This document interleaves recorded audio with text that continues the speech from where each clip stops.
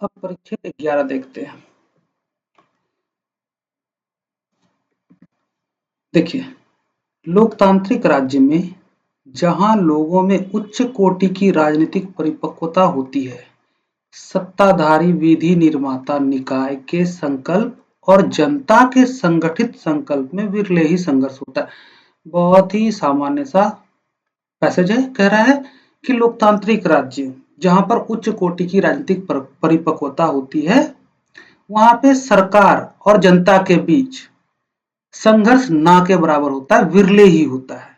ठीक है, तो अब विषय देखते हैं, मतलब किसकी बात की गई है परिच्छेद में। तो परिच्छेद में लोकतांत्रिक राज्य में राजनीतिक परिपक्वता की बात की गई है कि लोकतांत्रिक राज्य में उच्च कोटि की राजनीतिक परिपक्वता होती है, और जहां उच्च कोटि की राजनीतिक परिपक्वता होती है, वहां पर सरकार और जनता के बीच संघर्ष विरले ही होता है, मतलब ना के बराबर होता है। यही विचार है कि उच्च राजनीतिक परिपक्वता वाले लोकतांत्रिक राज्य में सत्ता और जनता के बीच संघर्ष ना के बराबर होता है। अब हमें ये इस चीज को ढूंढना है अलग अलग विकल्प में। प्रश्न में निहितार्थ पूछा गया है। ठीक है, हमें क्या ढूंढना है? जो हमने परिचय विचार को जाना है, लेखक के विचार को। चलिए देखते हैं। लोकतंत्र में संप्रभुता के वास्तविक पालन में बल प्रमुख तथ्य होता है। लोकतंत्र में संप्रभुता के वास्तविक पालन में बल प्रमुख तथ्य होता है, जबकि पैसेज में विचार क्या है कि परिपक्व लोकतंत्र में बल विरले ही होता है, संघर्ष विरले ही होता है। तो सरकार को क्यों बल प्रयोग करना पड़ेगा, है ना? तो ये विचार ए में नहीं है। बी में देखते हैं विचार है कि नहीं। परिपक्व लोकतंत्र में संप्रभुता के वास्तविक पालन में बल एक बड़ी सीमा तक प्रमुख तथ्य होता है। नहीं भाई, बल प्रमुख तथ्य नहीं होता है। क्यों? क्योंकि संघर्ष बहुत कम है, ना के बराबर है, तो बल की जरूरत क्या है? यहां भी हमारा विचार नहीं मिला। सी देखते हैं। परिपक्व लोकतंत्र में संप्रभुता के वास्तविक पालन में बल का प्रयोग अप्रासंगिक है। लेखक कह रहा है कि संघर्ष विरले ही होता है, मतलब ना के बराबर होता है, लेकिन जब भी होता है छोटा मोटा थोड़ा ही होता है, तो वहां पे बल प्रयोग तो होता ही होगा ना, बल प्रयोग तो होगा। तो ऐसा नहीं कि बल प्रयोग को अप्रासंगिक कह रहा, नहीं, कह रहा है कि विरले ही संघर्ष होता है, मतलब कभी कभी ही सरकार को बल प्रयोग करने की आवश्यकता होती है। तो सी में भी नहीं है। डी देखते हैं।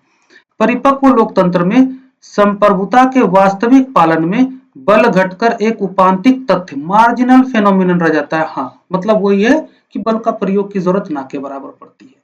तो जो पैसेज में विचार निहित है, सीधा सीधा वो विचार यहाँ निहित है।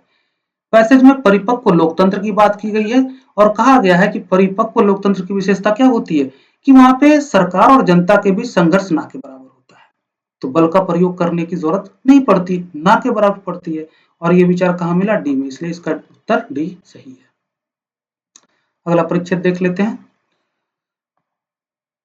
सफल लोकतंत्र राजनीति में व्यापक रुचि एवं भागीदारी पर निर्भर करता है। स्टेटमेंट है, क्या स्टेटमेंट है कि सफल लोकतंत्र किस पर निर्भर करता है? तो राजनीति में व्यापक रुचि एवं भागीदारी पर निर्भर करता है। ठीक है, जिसमें मतदान एक आवश्यक अंग है। मतदान को आवश्यक अंग बताया गया है, मतलब सफल लोकतंत्र से किसका संबंध है? सीधा सीधा मतदान का। क्लियर? अब आगे कह रहा है लेखक कि जानबूझकर इस प्रकार की रुचि ना रखना, मतलब राजनीति में रुचि ना रखना और मतदान ना करना एक प्रकार की अंतर्निहित अराजकता है। अगर आप जानबूझ करके राजनीति में रुचि नहीं रख रहे हैं और मतदान नहीं कर रहे हैं, तो ये अंतर्निहित अराजकता है। क्यों? क्योंकि सफल लोकतंत्र में राजनीति में व्यापक रुचि एवं भागीदारी पर निर्भर करता है और इसके लिए मतदान आवश्यक है। इसलिए अगर जानबूझ करके आप रुचि नहीं रखते हैं और मतदान में भाग नहीं लेते हैं, तो इसका मतलब क्या है? इसका मतलब अंतर्निहित अराजकता से लगाया गया है। ठीक है, आगे कह रहा है कि यह स्वतंत्र राजनीतिक समाज के लाभों का उपयोग करते हुए अपने राजनीतिक दायित्व से मुख मोड़ना है।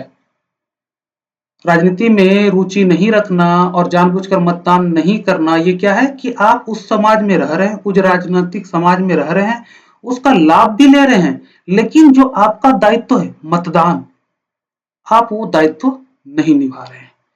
तो विषय जानना है कि किसकी बात की गई है? तो लोकतंत्र में मतदान के महत्व की बात की गई है। सीधा सीधा उत्तर निकल जा रहा है।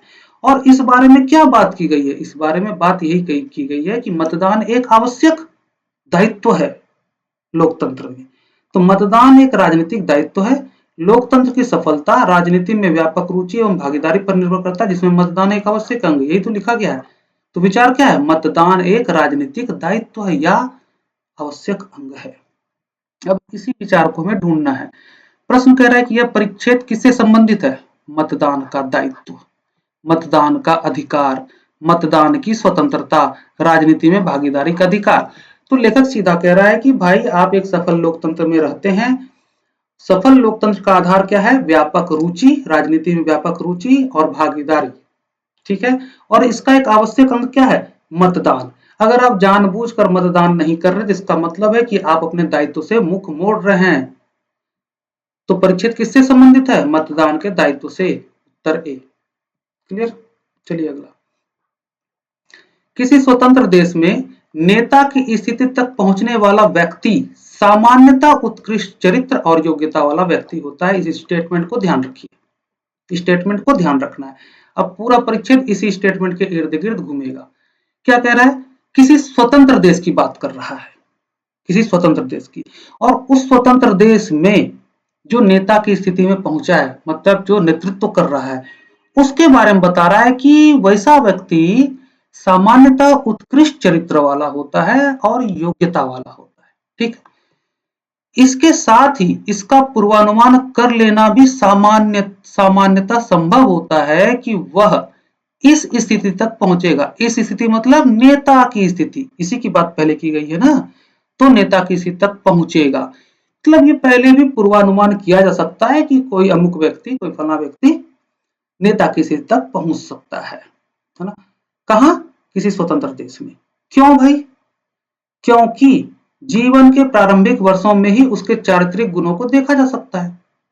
तो लेखक बताया ही है ना कि किसी स्वतंत्र देश में जो नेता होता है, जो नेता की स्थिति में पहुंचता है या जो नेता बनता है, वो सामान्यतः उत्कृष्ट चरित्र वाला होता है, योग्यता वाला होता है।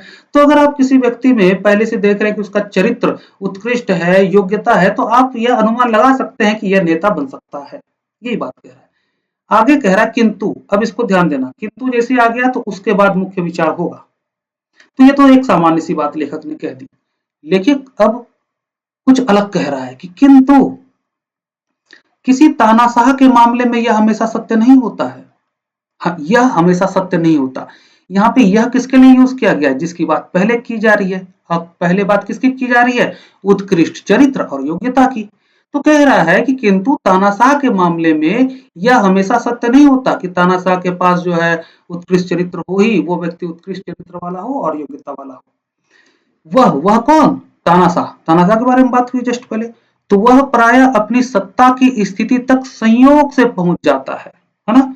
अनेक बार तो सिर्फ अपने देश की दुखद स्थिति के कारण, जैसे कि हिटलर, मुसोलिनी वगैरह, है ना।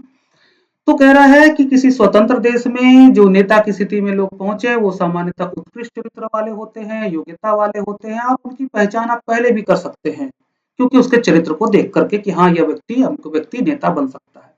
लेकिन लेखक फिर कह रहा है कि भाई तानाशाह के मामले में जो है यह हमेशा सत्य नहीं होता कि तानाशाह भी उत्कृष्ट चरित्र वाला हो और योग्यता वाला हो। क्यों? क्योंकि अक्सर जो प्रायः क्या होता है, तानाशाह व्यक्ति अपनी सत्ता की स्थिति तक किसी संयोग से पहुंच जाता है, या फिर कई बार क्या होता है, अनेक बार, कि देश की दुखद स्थिति के कारण उसका लाभ उठा करके वो सत्ता पर काबिज हो जाता है।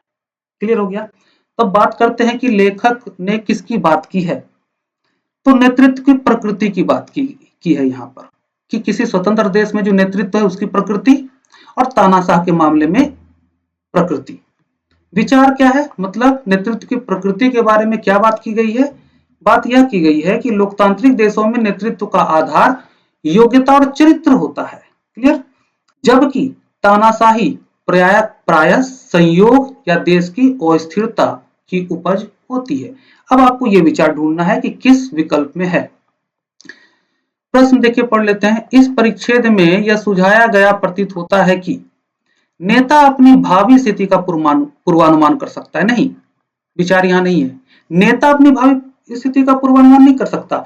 जो नेता बनने की क्षमता है, जिसमें योग्यता है, उसको आप पहले से पहचान सकते हैं उसके चरित्र को देख करके, उसके चरित्र के माध्यम से। ठीक है, तो यहाँ विचार नहीं मिला, ये गलत है। बी देखते हैं।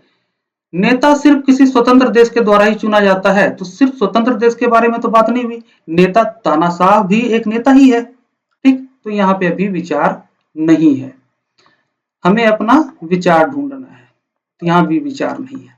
सी देखते हैं, किसी भी नेता को इस बात पर ध्यान रखना चाहिए कि उसका देश निराशा से मुक्त रहे। ये बात फैक्चुअली करेक्ट हो सकता है, लेकिन लेखक इस पर बात नहीं कर रहा। लेखक नेतृत्व की प्रकृति की बात कर रहा है, उसके चरित्र की बात कर रहा है कि स्वतंत्र देश में जो नेतृत्व होता है उसका चरित्र सामान्यतः उत्कृष्ट होता है, योग्यता होती है उसमें।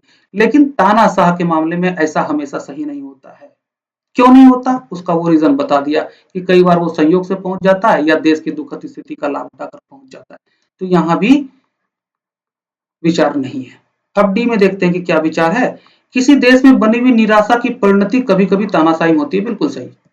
लेखक ये कह रहा है, लेखक नेतृत्व की प्रकृति की बात कर रहा है और तानाशाह के मामले में कह रहा है कि वह सत्ता की स्थिति तक संयोग से पहुंच जा रहा है, या फिर कभी कभी क्या होता है कि देश की दुखद स्थिति के कारण पहुंच जा रहा है। तो ये चीज आपको कहाँ मिल रहा है, डी में, ये विचार कि किसी देश में बनी हुई निराशा की परिणति कभी कभी तानाशाही में होती है, बिल्कुल सही बात है। और यहाँ हमारा विचार मिल रहा है इसलिए सही है, ठीक है। जो विचार है वो डी में मिल रहा है इसलिए सही है, तो डी सही उत्तर है। अब कोई कंफ्यूजन नहीं रहा कि ए सही हो सकता है या बी भी हो सकता है या सी भी हो सकता है, नहीं हो सकता, क्योंकि इन तीनों में लेखक का विचार नहीं है। अगला परिच्छेद, चलिए इसको पढ़ते हैं। तकनीकी प्रगति में निहित मानव जाति के लिए सबसे बड़ा वरदान निश्चित रूप से भौतिक संपदा का संचय नहीं है। क्या कह रहा है, तकनीकी प्रगति से जो हमें लाभ हुआ है या तकनीकी प्रगति में निहित जो मानव जाति के लिए सबसे बड़ा वरदान है वो भौतिक संपदा का संचय नहीं है। इसका मतलब कुछ और है। तो लेखक पक्का आगे उसी की बात करेगा कि आखिर वो क्या है। तो देखते हैं लेखक क्या कहता है। किसी व्यक्ति के द्वारा जीवन में इनकी किसकी, भौतिक संपदा की, क्योंकि जस्ट पहले भौतिक संपदा की बात की गई है। तो किसी व्यक्ति के द्वारा जीवन में इनकी जितनी मात्रा का वास्तविक रूप में उपभोग किया जा सकता है वह बहुत अधिक नहीं है, वह बहुत अधिक नहीं है। इसलिए लेखक ने स्टेटमेंट में कहा कि सबसे बड़ा वरदान निश्चित रूप से भौतिक संपदा का संचय नहीं है। तो क्यों नहीं है, तो लेखक बता रहा है क्योंकि जितनी मात्रा का वास्तविक रूप में उपभोग होता है जीवन में वो बहुत ज्यादा नहीं है, बहुत अधिक नहीं है, ठीक है। अब देखो फिर आ गया किंतु। अब इसके बाद लेखक का मुख्य विचार होगा। लेखक मेन बात अब कहेगा, किंतु फुर्सत के समय के उपभोग की संभावनाएं उसी संकीर्ण सीमा तक सीमित नहीं है। उसी संकीर्ण सीमा तक, कौन सी संकीर्ण सीमा तक, किसकी बात हुई है पहले, भौतिक संपदा के बारे में, ठीक है। तो भौतिक संपदा की जो संकीर्णता लेखक बता रहा है कि जीवन में बहुत अधिक इसका उपभोग नहीं है। तो फुर्सत के समय में लेखक कह रहा है कि यह फुर्सत का समय का जो उपभोग है वो भौतिक संपदा की तरह, उसके उपयोग की तरह संकीर्ण नहीं है, सीमित नहीं है, मतलब व्यापक है। आगे कह रहा है, जिन्होंने फुर्सत के समय के उपहार के सदुपयोग का कभी अनुभव नहीं किया है वे लोग इसका दुरुपयोग कर सकते हैं, मतलब फुर्सत के समय का दुरुपयोग कर सकते हैं। किसके बारे में कह रहा है, उन लोगों के बारे में कह रहा है कि जिन्होंने फुर्सत के समय के उपहार का कभी सदुपयोग नहीं किया वो फुर्सत के समय का दुरुपयोग कर सकता है, ठीक है। कह रहा है फिर भी समाजों की एक अल्पसंख्या द्वारा फुर्सत के समय का रचनात्मक उपयोग किया जाना ही आदिम स्तर के बाद सभी मानव प्रगति का मुख्य प्रेरणा स्रोत रहा है।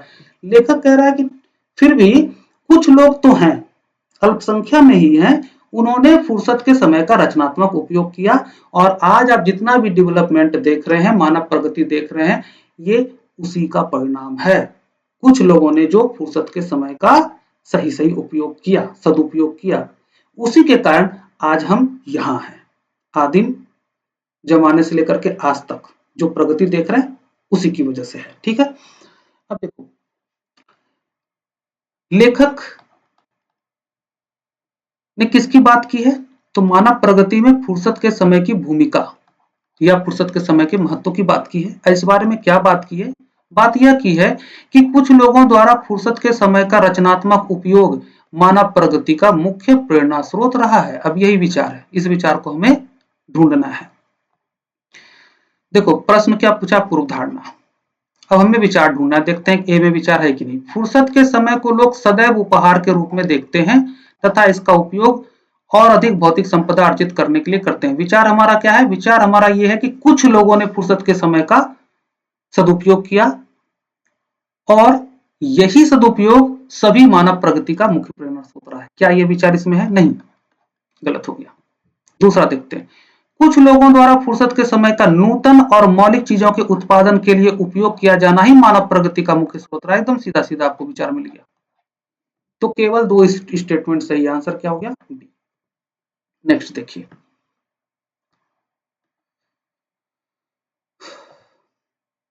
इस अभिकथन में किंचित से कहीं अधिक सच्चाई है कि सामाजिक घटनाओं की बुद्धिमत्तापूर्ण व्याख्या के लिए प्राचीन इतिहास का कार्यसाधक ज्ञान होना आवश्यक है। ये रहा कथन। कथन क्या है? कि सामाजिक घटनाओं की बुद्धिमत्तापूर्ण व्याख्या के लिए प्राचीन इतिहास का कार्यसाधक ज्ञान होना आवश्यक है। कह रहा है यह जो अभिकथन है ना, इसमें किंचित से कहीं अधिक सच्चाई है, मतलब जितना ये दिख रहा है उससे ज्यादा सच्चाई है। किंतु अब ये प्रश्न उठा रहा है, किंतु जिस बुद्धिमान ने समझदारी के ये शब्द कहे थे, कौन से शब्द ये कहे थे, उसने विशेष रूप से इतिहास की प्रसिद्ध लड़ाइयों के अध्ययन से होने वाले फायदों पर अवश्य कुछ ना कुछ कहा होगा। लेखक ये मानता है कि जिसने भी ये कथन कहा, कथन क्या है कि सामाजिक घटनाओं की बुद्धिमत्तापूर्ण व्याख्या के लिए प्राचीन इतिहास का कार्यसाधक ज्ञान होना आवश्यक है। लेखक कह रहा है कि जिसने भी यह अभिकथन कहा है, जिस व्यक्ति ने, बुद्धिमान व्यक्ति ने यह अभिकथन कहा है, तो लेखक ऐसा मान रहा है कि उसने जरूर प्रसिद्ध लड़ाइयों का अध्ययन किया होगा, है ना? क्यों?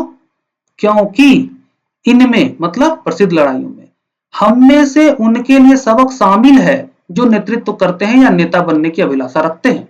क्या शामिल है? नेतृत्व शामिल है। इसलिए लेखक मानता है कि उस बुद्धिमान व्यक्ति ने प्रसिद्ध लड़ाइयों का अध्ययन किया होगा, क्योंकि उसके अध्ययन से जो नेता बनने की इच्छा रखता है या जो नेता है उसको कुछ वहां से यह लाभ मिल सकता है कि भाई जीतने के लिए क्या जरूरी है, कौन कौन सी कमियां थी जिसके वजह से हार गए, कौन कौन सी विशेषताएं थी जिसके वजह से जीता गया, तो वहां से कुछ वो डायरेक्शन, दिशा ले सकता है। ठीक है, इसलिए लेखक कह रहा है कि उस व्यक्ति ने जरूर प्रसिद्ध लड़ाइयों का अध्ययन किया होगा।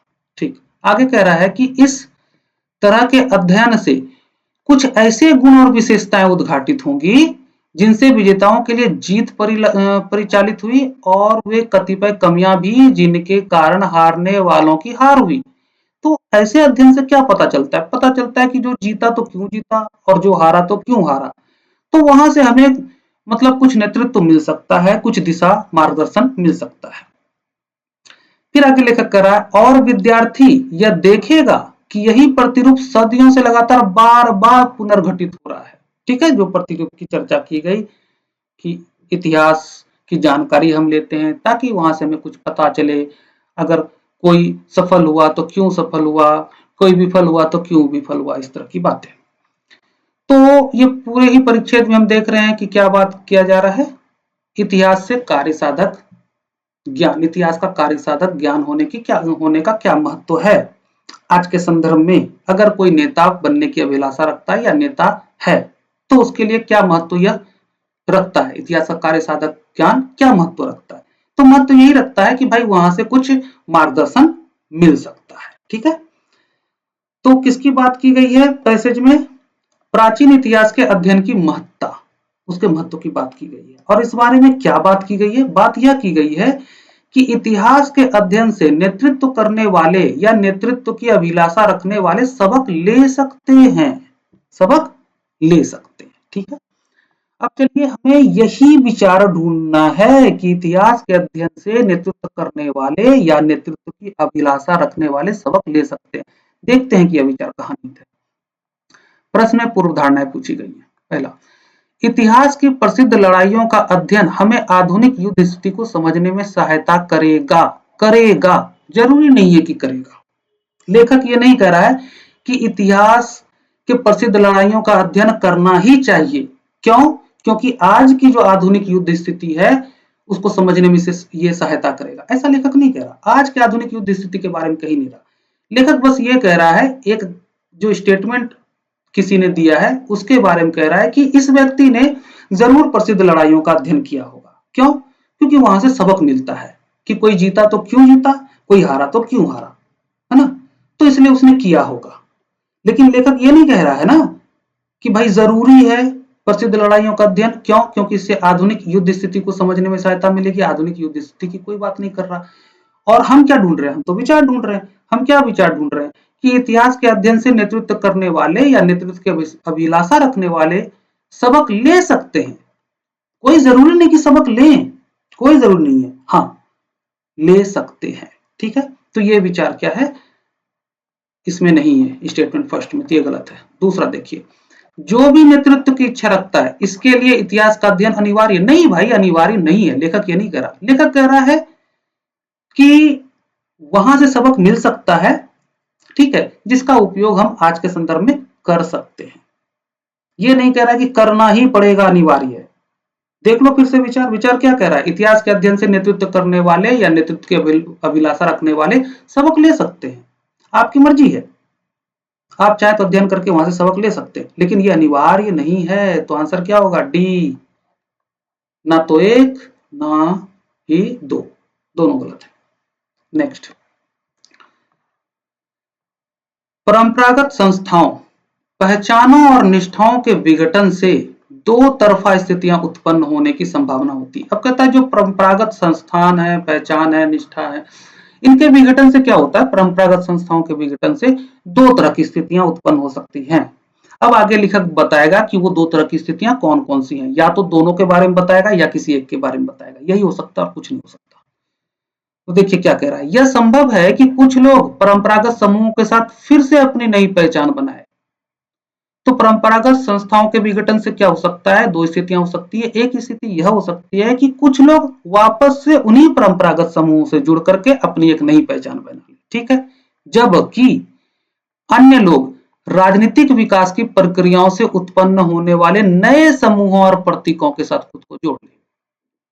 तो क्या स्थिति उत्पन्न होगी कि भाई कुछ लोग पुरानी परंपराओं के साथ ही वापस से जुड़ जाएंगे और अपनी एक नई पहचान बना लेंगे, और कुछ लोग क्या है कि वो परंपरागत समूह को या संस्था को पूरी तरह से त्याग करके अपना एक नई पहचान बना लेंगे। यही दो स्थितियां हो सकती हैं, ठीक है।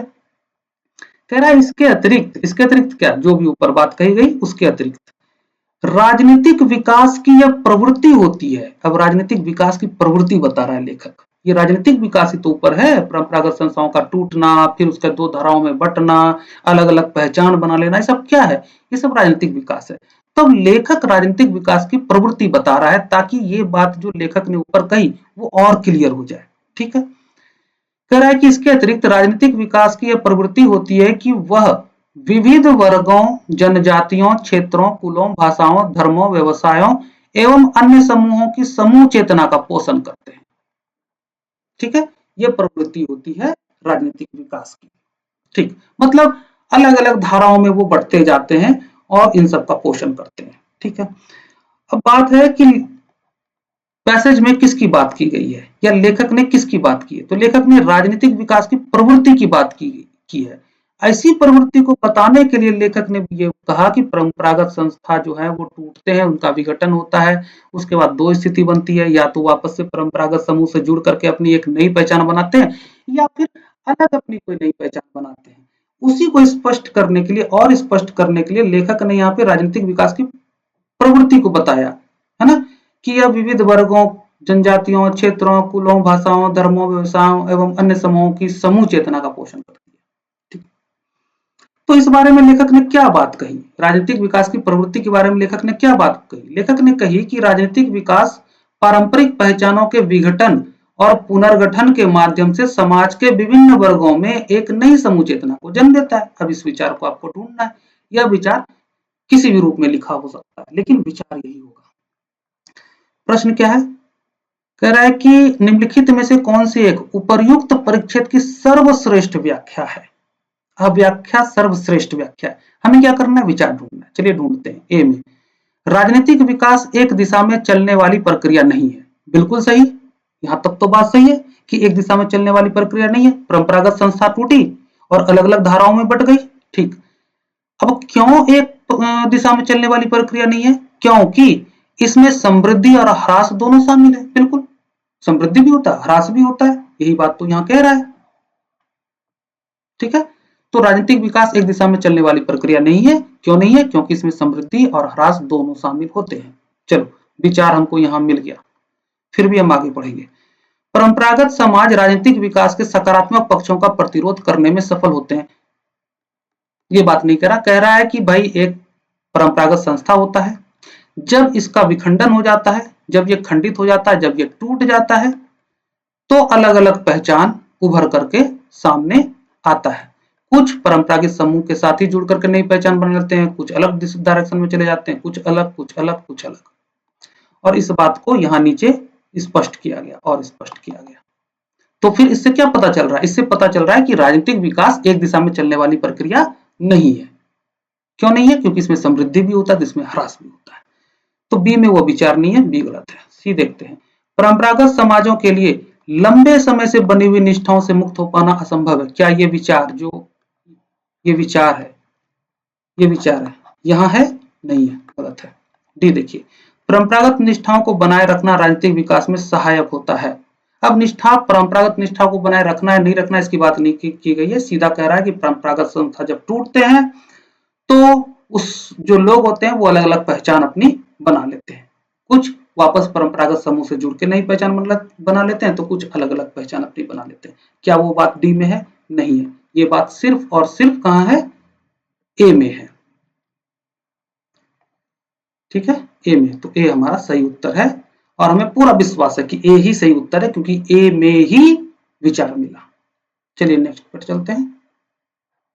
17, पूरे विश्व में सरकार में प्रादेशिकता की एक महत्वपूर्ण प्रवृत्ति रही है।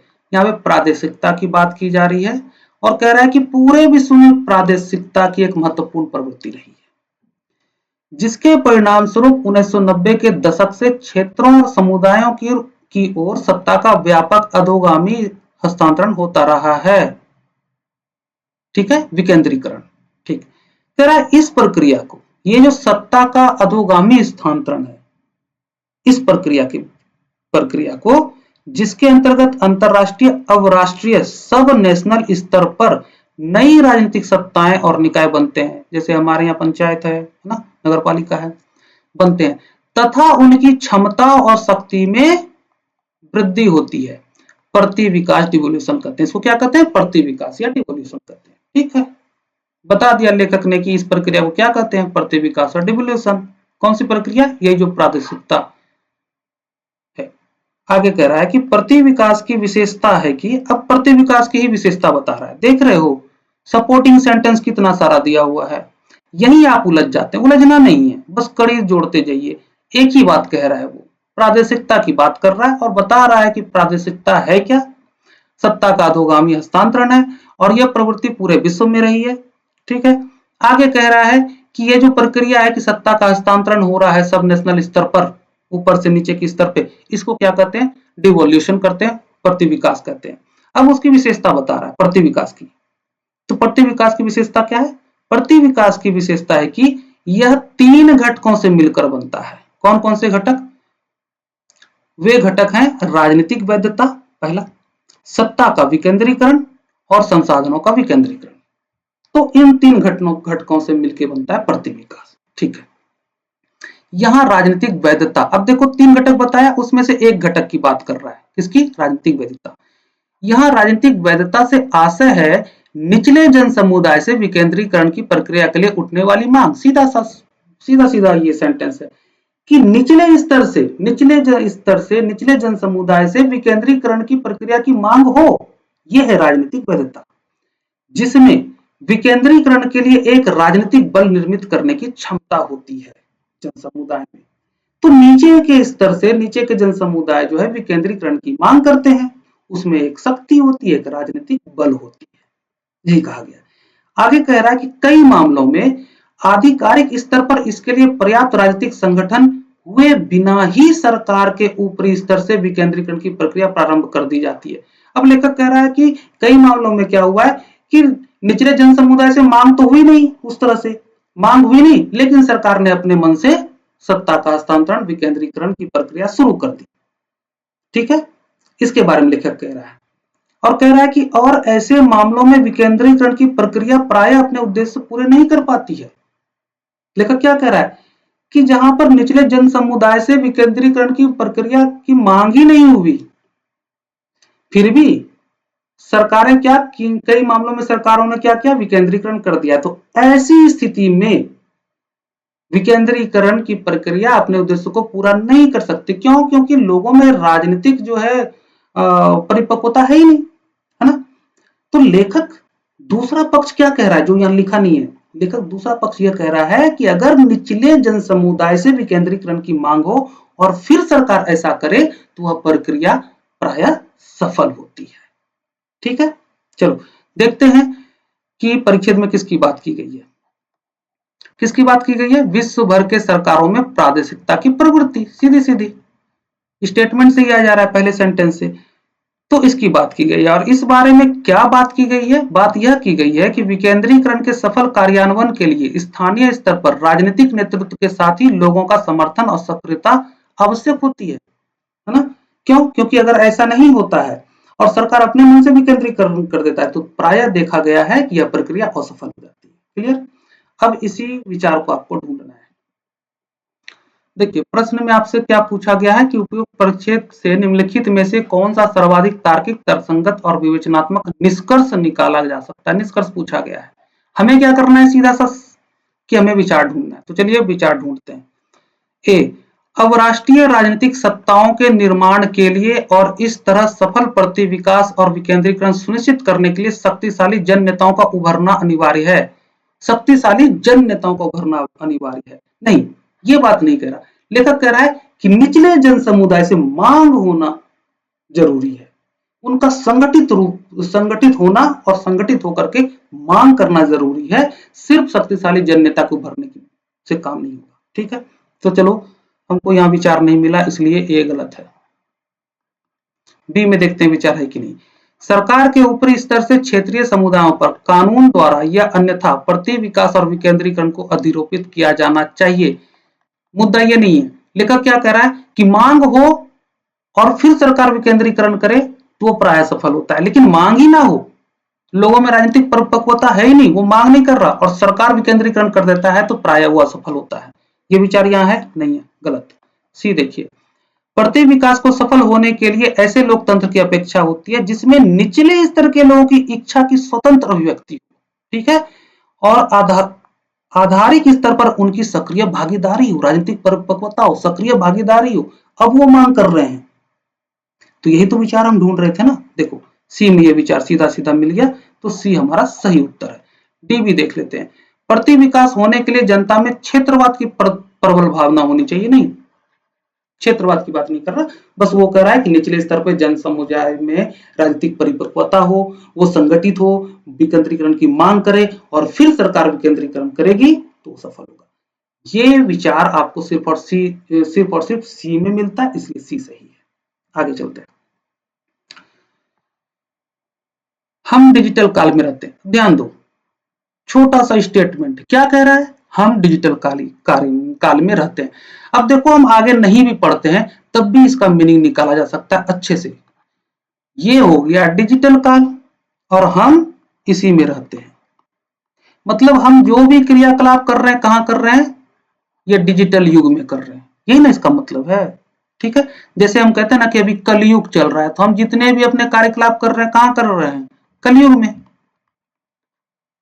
तो अगर कह रहा है लेखक कि हम डिजिटल काल में रहते हैं तो मतलब हम अपने जितने भी कार्यकलाप कर रहे हैं वो डिजिटल युग में कर रहे हैं।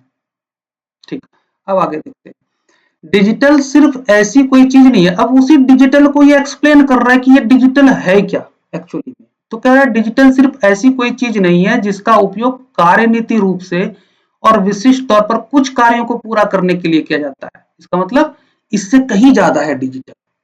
तो बताएगा लेखक कि और कितना ज्यादा है डिजिटल। हमारा यह प्रत्यक्ष ज्ञान कि हम कौन हैं और हमारे चारों ओर की दुनिया से हम किस प्रकार जुड़ते हैं और वे तरीके जिनसे हम अपने जीवन, श्रम और भाषा के प्रभाव क्षेत्रों को परिभाषित करते हैं, बड़े पैमाने पर डिजिटल प्रौद्योगिकियों द्वारा ही संरचित होती है। तो बता रहा है कि देखो डिजिटल का प्रसार कितना व्यापक है, डिजिटल का क्षेत्र कितना व्यापक है। ठीक है, ये छोटी छोटी बातें जो बहुत कुछ दी है, इसको आपको दिमाग में रखने की जरूरत नहीं है। ये सीधा सीधा बता रहा है कि डिजिटल आपके जीवन के बहुत सारे पहलुओं से जुड़ा हुआ है। और ये क्यों बता रहा है, ये जो स्टेटमेंट दिया लेखक ने कि हम डिजिटल काल में रहते हैं, उसी को वो बस एक्सप्लेन कर रहा है, जस्टिफाई कर रहा है कि हाँ हम रहते हैं। ठीक, आगे देखते हैं। आगे कह रहा है डिजिटल हर जगह विद्यमान है, हर जगह विद्यमान है। तो हम डिजिटल काल में रहते हैं ना, तो उसका मतलब यही तो हुआ, डिजिटल हर जगह विद्यमान है और हवा की तरह अदृश्य है। हम डिजिटल व्यवस्थाओं के अंदर रहते हैं, हम अंतरंग गैजेटों के साथ जीते हैं। हमारी पारंपरिक मोबाइल वगैरह, लैपटॉप वगैरह दुनिया भर की चीजें हैं। हमारी पारंपरिक क्रियाएं डिजिटल माध्यमों के द्वारा होती हैं और डिजिटल की मौजूदगी तथा इसकी कल्पना ने हमारे जीवन को प्रभावशाली ढंग से पुनर्संरचित किया है। ये क्या बता रहा है लेखक? कितना लेखक बस ये बता रहा है कि हम डिजिटल काल में रहते हैं, तो लेखक उसको जस्टिफाई कर रहा है कि देखो जी, हमारे जीवन की लगभग सारी चीजें, सारे क्षेत्र, सारे क्रियाकलाप, लगभग सारे क्रियाकलाप कहां से जुड़ा हुआ है? डिजिटल से जुड़ा हुआ है। इसलिए लेखक कह रहा है कि हम डिजिटल काल में रहते हैं। ठीक है, फिर कह रहा है आगे लेखक कि डिजिटल सिर्फ एक उपकरण मात्र होने से अधिक है। वह क्या है? वह दशा और संदर्भ है जो हमारे आत्मबोध, समाज बोध और शासन संरचना बोध के आकार और सीमाओं को परिभाषित करते हैं। देख रहे हो, आत्मबोध, समाज बोध, जिस समाज में हम रहते हैं और जिस शासन के अंतर्गत रहते हैं, शासन संरचना बोध के आकार और सीमाओं को परिभाषित करता है। इसलिए लेखक कह रहा है कि हम डिजिटल काल में रहते हैं। मतलब हमारे सारे क्रियाकलाप कहाँ हो रहे हैं? डिजिटल युग में हो रहे हैं, डिजिटल काल में हो रहे हैं। ठीक है, तो लेखक ने किसकी बात की है? तो हमारे जीवन में डिजिटल की अनिवार्यता, इसकी बात की है। इस बारे में क्या बात की है कि हम डिजिटल व्यवस्थाओं के अंदर रहते हैं। लेखक बार बार चिल्ला चिल्ला के एक ही बात तो कह रहा है कि हम डिजिटल व्यवस्थाओं के अंदर रह रहे हैं। लेखक ने यहाँ कहा भी है, हम डिजिटल व्यवस्थाओं के अंदर रहते हैं, हम डिजिटल काल में रहते हैं, बार बार कह रहा है। ठीक है, अब हमें यही ढूंढना है कि हम डिजिटल काल में रहते हैं या हम डिजिटल व्यवस्थाओं के अंदर रहते हैं। चलो ढूंढते हैं। प्रश्न कह रहा है सर्वाधिक तार्किक और सारभूत संदेश। हमें तो विचार ढूंढना है, संदेश का क्या मीनिंग होता है और संदेश को पहचानने का क्या तरीका है, अप्रोच क्या होना चाहिए, सब बातों से हमें नहीं मतलब है। ठीक, हम उतना क्लिष्ट नहीं बनाएंगे चीजों को। देखो जो मूल बात होती है ना, जो बेसिक होती है, वो बहुत ही आसान होता है और बेस पर ही पूरी बिल्डिंग खड़ी होती है। तो मैं आपको सीधा सीधा बेस बता रहा हूं, कोई ट्रिक टेक्निक इधर उधर नहीं। मैं वो बात आपको बता रहा हूं जहां से आप सीधे सीधे बिना किसी ट्रिक टेक्निक नियम के आप परिच्छेद को समझ सकते हैं। अब देखो, जब हम लोग बातचीत करते हैं तो वहां एक दूसरे की बात समझने के लिए ट्रिक टेक्निक थोड़ी नहीं लगाते हैं। हमें आदत है, हम दोनों एक ही भाषा में बात कर रहे हैं, हमें आदत है, हम जानते हैं, हम सीधा सीधा समझ जाते हैं, है ना? तो लेखक भी तो बातचीत ही कर रहा है ना हमारी भाषा में, तो हमें ट्रिक टेक्निक की जरूरत क्यों है? हम सीधा सीधा क्यों नहीं समझेंगे? समझे? तो चलो हम ढूंढते हैं कि हम डिजिटल काल में रहते हैं, बस यही बात ढूंढनी है। ये देखो, डिजिटल प्रौद्योगिकियों का उपयोग कर शासन की सभी समस्याओं का समाधान किया जा सकता है। चलो शासन की सभी समस्याओं का समाधान मान लो किया भी जा सकता हो, तो क्या क्या ये बता रहा है कि हम डिजिटल युग में रहते हैं? नहीं, चलो गलत हो गया। डिब्बी देखो, डिजिटल प्रौद्योगिकी की बात करना हमारे जीवन और जीवनचर्या की बात करना है, बिल्कुल सही। क्योंकि हम डिजिटल युग में रहते हैं, हमारे सारे क्रियाकलाप, जीवन की सारी जीवनचर्या डिजिटल युग के अंतर्गत होती है। तो अगर हम डिजिटल युग की बात कर रहे हैं तो हम हमारे जीवन और जीवनचर्या की बात कर रहे हैं। यही तो है विचार कि हम डिजिटल युग में रहते हैं, डिजिटल व्यवस्थाओं के अंदर रहते हैं। तो विचार बी में मिल गया, बी सही है। फिर भी हम सी और डी दोनों पढ़ेंगे। हमारी रचनात्मकता और कल्पना को डिजिटल माध्यमों के बिना अभिव्यक्त नहीं किया सकता। किया जा सकता है, नहीं किया सकता, डजंट मैटर, अपने को लेना देना नहीं है। क्या इसका मीनिंग यह निकल के आ रहा है कि हम डिजिटल युग में रहते हैं? नहीं, गलत। डी देखिए, डिजिटल तंत्रों का उपयोग भविष्य में मानव के अस्तित्व के लिए अत्यावश्यक है। भविष्य में मानव के अस्तित्व के लिए आवश्यक है, नहीं है, इस पर बात नहीं की गई। वो वर्तमान में कह रहा है कि आज जो हम रह रहे हैं वो डिजिटल युग में रह रहे हैं। क्या यह विचार डी में है? नहीं है, गलत। तो हमारा उत्तर क्या है? बी। आईएमएफ ने ध्यान दिलाया है कि एशिया की तेजी से बढ़ती अर्थव्यवस्था के समक्ष मध्यम आय जाल मिडिल इनकम ट्रैप में पड़ जाने का संकट बना हुआ है। तो आईएमएफ ने एक बात बताई है कि जो एशिया की तेजी से बढ़ती हुई अर्थव्यवस्था है उसके सामने एक समस्या है। वो समस्या क्या है कि वो मध्यम आय जाल मिडिल इनकम ट्रैप में पड़ सकता है, पड़ जाने का खतरा है, उसके ऊपर संकट है। ठीक है, अब हो सकता है कि आपको मिडिल इनकम ट्रैप ट्रैप के बारे में नहीं पता, लेकिन हमको ये तो पता है कि ये एक समस्या है जिसका संकट एशिया के तेजी से बढ़ते हुए अर्थव्यवस्थाओं के समक्ष है। ये तो हमें पता चल रहा है ना। चलो इतना ही जानना है। आगे हो सकता है कि मिडिल इनकम ट्रैप को एक्सप्लेन किया हो कि मिडिल इनकम ट्रैप क्या है, तो आप समझ जाए। नहीं भी किया है तो आप इतना समझ चुके हैं कि जो एशिया की तेजी से बढ़ती अर्थव्यवस्था है वो इस समस्या में पड़ सकता है। ये समस्या का संकट खड़ा है उसके सामने, इतना ही समझना है। अब देखो आगे कह रहा है, इसका आशय यह है कि इन देशों की औसत आय जो कि अब तक तेजी से बढ़ रही थी, औसत आय जो अब तक तेजी से बढ़ रही थी, एक बिंदु से आगे बढ़ना बंद कर देगी। अब देखो इसी को कहा गया है मिडिल इनकम ट्रैप। इसी में पड़ने का, ये इसी संकट का अंदेशा आयोग ने जताया है कि हम जो बढ़ रहे हैं तो हमारी औसत आय तेजी से बढ़ रही, लेकिन एक बिंदु पर आकर के वो बढ़ना बंद कर देगी। एक ऐसा बिंदु जो विकसित पश्चिमी जगत की आय से काफी कम है, और वो भी बिंदु कैसा जो कि विकसित देशों की आय से काफी कम है। तो नुकसानदायक है ना। यही तो आईएमएफ बता रहा है आपसे। ठीक है, आगे कह रहा है कि आईएमएफ आधारभूत संरचना से लेकर कमजोर संस्थाओं तक और पर्याप्त रूप से अनुकूल समष्टि आर्थिक माइक्रो इकोनॉमिक दशाओं तक मध्यम आय जाल के कई कारणों की पहचान करता है। अब आगे कुछ नहीं, इतना ये सब जो लिखा हुआ है इस पे ज्यादा दिमाग मत लगाइए। लेखक ने आईएमएफ ने कई कारकों का या कारणों का पहचान किया जिस कारणों की वजह से मिडिल इनकम ट्रैप में फंसने का संकट है। ठीक है, कह रहा है जिनमें से कोई भी आश्चर्यजनक नहीं है ना। ऐसा नहीं है कि अनएक्सपेक्टेड हो, नहीं, ये सब एक्सपेक्टेड है। ये सारे कारण जो कि आईएमएफ ने पहचान किया, परंतु अब यहां ध्यान देना क्योंकि इसके बाद मुख्य विचार होगा। परंतु आईएमएफ कहता है कि सर्वरूपेण कारण उत्पादकता की वृद्धि में गिरावट है। सबसे बड़ा कारण क्या है? उत्पादकता की वृद्धि में गिरावट, और इसी वजह से ये देश किसमें फंसेंगे? मिडिल इनकम ट्रैप में फंसेंगे। क्लियर? अब पूरे ही परिच्छेद में लेखक ने क्या बात कही है पैसेज में कि भाई एशिया की जो तेजी से बढ़ने वाली अर्थव्यवस्था है, आईएमएफ का कहना है कि ये अर्थव्यवस्था मिडिल इनकम ट्रैप में फंस सकते हैं। मिडिल इनकम ट्रैप में फंसने का अर्थ क्या है कि एक समय के बाद जो आय में वृद्धि होती है वो बंद हो जाएगी, और वह बिंदु ऐसा है जो पश्चिमी देश की आय से काफी कम है। तो मुश्किल तो है। ये होता कि जो विकसित देश की आय है वहां तक हम पहुंच जाएं तो समझ में आती बात, लेकिन उससे बहुत कम है और हमारा ग्रोथ, हमारा वृद्धि रुक जाएगा। तो ये प्रॉब्लम है।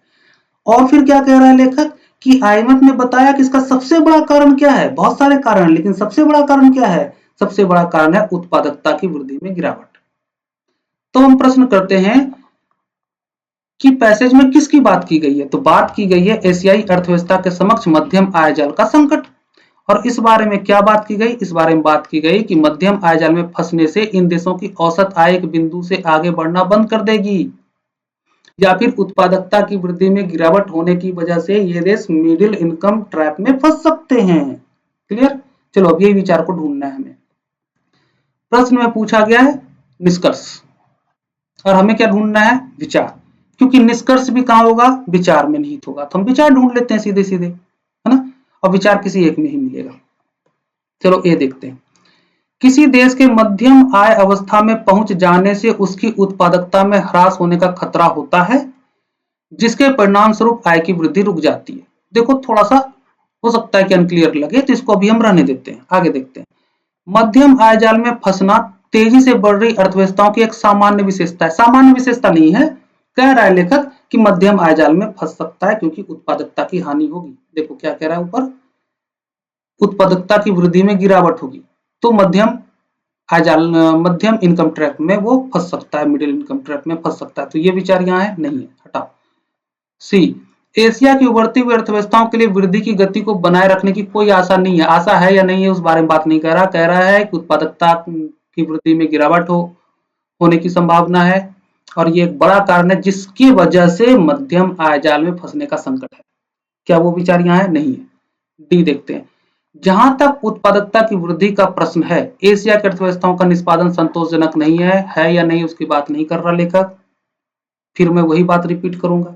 अब देखो ए में आओ। ए क्या कह रहा है? किसी देश के मध्यम आय अवस्था में पहुंच जाने से उसकी उत्पादकता में ह्रास होने का खतरा है। यही तो समस्या, यही तो इशू उठा रहा ना लेखक कि एशिया में जो तेजी से बढ़ने वाली अर्थव्यवस्था है वो मध्यम आय जाल में फंस सकता है। क्यों? क्योंकि उससे क्यों फंस सकता है? क्योंकि उसकी उत्पादकता में गिरावट होने का खतरा है, इसलिए वो मिडिल इनकम ट्रैप में फंस सकता है। और उससे क्या होगा? उससे उनकी वृद्धि रुक जाएगी, ठीक है। और वो भी क्या, हम ऐसा नहीं है कि विकसित देश की तुलना में या उसके बराबर पहुंच जाएंगे, नहीं। जिस बिंदु पे हमारी वृद्धि रुक जाएगी वह बिंदु विकसित देशों की तुलना में, आय की तुलना में बहुत कम है। यही बात यहाँ सीधा सीधा लिखा हुआ है विचार ए में। तो हमारा उत्तर क्या होगा? ए। आगे बढ़ते हैं। आगे कह रहा है नव प्रवर्तनकारी इनोवेटिव भारत समावेशी होने के साथ साथ प्रौद्योगिकी में भी उन्नत होगा। चलो यहीं तक देखते हैं। लेखक कह रहा है इनोवेटिव भारत के बारे में, तो उसकी विशेषता बता रहा है। क्या बता रहा है? कि इनोवेटिव भारत जो है वो समावेशी भी होगा और साथ ही साथ प्रौद्योगिकी में भी उन्नत होगा। ठीक है, मतलब जो इनोवेटिव भारत होगा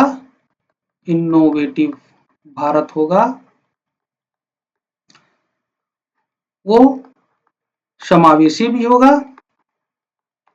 और प्रौद्योगिकी में भी उन्नत होगा। ये बात कह रहा है लेखक, में उन्नत। ठीक है, यही महत्वपूर्ण है। सारी बातें इसी के इर्द गिर्द घूमेगी, स्टेटमेंट के इर्द गिर्द। आगे लेखक स्टेटमेंट को ही एक्सप्लेन करेगा, तो देखते हैं क्या कह रहा है। लेखक कह रहा है नव परिवर्तन तथा R&D रिसर्च एंड डेवलपमेंट बढ़ती हुई सामाजिक असमानता को कम कर सकते हैं। लेखक ने कहा ना कि इनोवेटिव भारत जो है समावेशी होगा। तो समावेशी कब होगा? जब सामाजिक असमानता कम होगी और भी सारी चीजें, है ना। तो कह रहा है कि नव परिवर्तन तथा R&D से क्या होगा कि बढ़ती हुई सामाजिक असमानता को कम कर सकते हैं और द्रुत शहरीकरण से उत्पन्न होने वाले दबावों से मुक्त कर सकते हैं। समावेश। कृषि और ज्ञान केंद्रित निर्माण और सेवाओं के बीच उत्पादकता में बढ़ते हुए विभेद से आय असमानता के बढ़ने का खतरा है। ठीक है, भारत की R&D प्रयोगशालाओं और विश्वविद्यालयों को गरीब लोगों की जरूरतों पर ध्यान रखने के लिए प्रोत्साहित कर तथा ज्ञान अर्जन के लिए अनौपचारिक प्रतिष्ठानों की क्षमता में उन्नयन कर एक नवप्रवर्तन और अनुसंधान कार्यक्रम इस प्रभाव का सामना कर सकता है। कह रहा है भाई देखो, एक समस्या है हमारे पास। इस समस्या की वजह से, जैसे कृषि और ज्ञान केंद्रित निर्माण और सेवाओं के बीच जो उत्पादकता में बढ़ते हुए विभेद हैं, ये जो समस्या है, इस समस्या से और आय असमानता बढ़ने का खतरा है। और आय असमानता बढ़ेगा तो समावेशन होगा क्या? नहीं। फिर आगे कह रहा है लेखक कि लेकिन R&D प्रयोगशालाओं और विश्वविद्यालयों को गरीब लोगों की जरूरतों पर ध्यान रखने के लिए प्रोत्साहित कर तथा ज्ञान अर्जन के लिए अनौपचारिक प्रतिष्ठानों की क्षमता में उन्नयन कर एक नव प्रवर्तन और अनुसंधान कार्यक्रम इस प्रभाव का सामना कर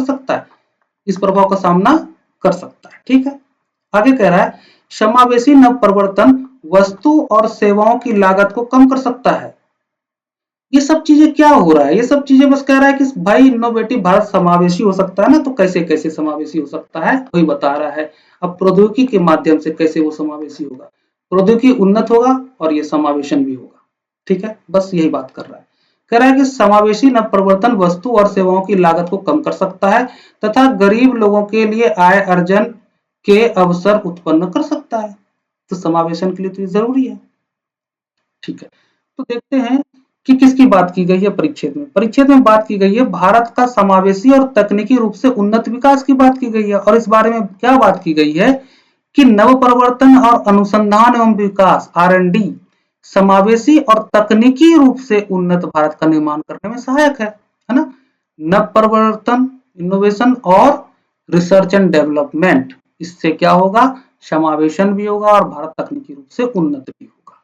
क्लियर हो गई बात।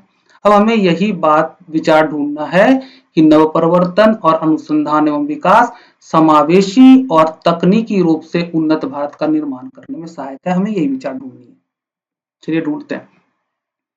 क्वेश्चन में पूर्व धारणा पूछा गया है। देखिए, गांवों से शहरों के प्रवसन को कम करने के लिए नव प्रवर्तन तथा R&D एकमात्र रास्ता है। क्या गांवों से शहरों के प्रवसन के बारे में सिर्फ बात की गई है? नहीं, लेखक कह रहा है कि जो इनोवेटिव भारत होगा वो समावेशी भी होगा और प्रौद्योगिकी में उन्नत भी होगा। ठीक, क्या वो बात यहाँ है? नहीं है, गलत। तेजी से विकसित होने वाले प्रत्येक देश को कृषि और अन्य क्षेत्रों में उत्पादकता के बीच विभेद को न्यूनतम करने की आवश्यकता है। गलत, यहाँ भी विचार नहीं है। सी देखिए, समावेशी नवप्रवर्तन तथा रिसर्च एंड डेवलपमेंट एक समतावादी समाज बनाने में सहायता कर सकते हैं। बिल्कुल सही बात है, यही बात तो निकाला। नव परिवर्तन भारत जो होगा, इनोवेटिव भारत जो होगा, वो समावेशी भी होगा और प्रौद्योगिकी में भी उन्नत होगा। लेकिन कैसे? वो नव परिवर्तन से और रिसर्च एंड डेवलपमेंट से। यही बात है ना सी में? तो सी हो गया सही, यहाँ पूरा का पूरा विचार मिल गया। ठीक है, अब डी देखो।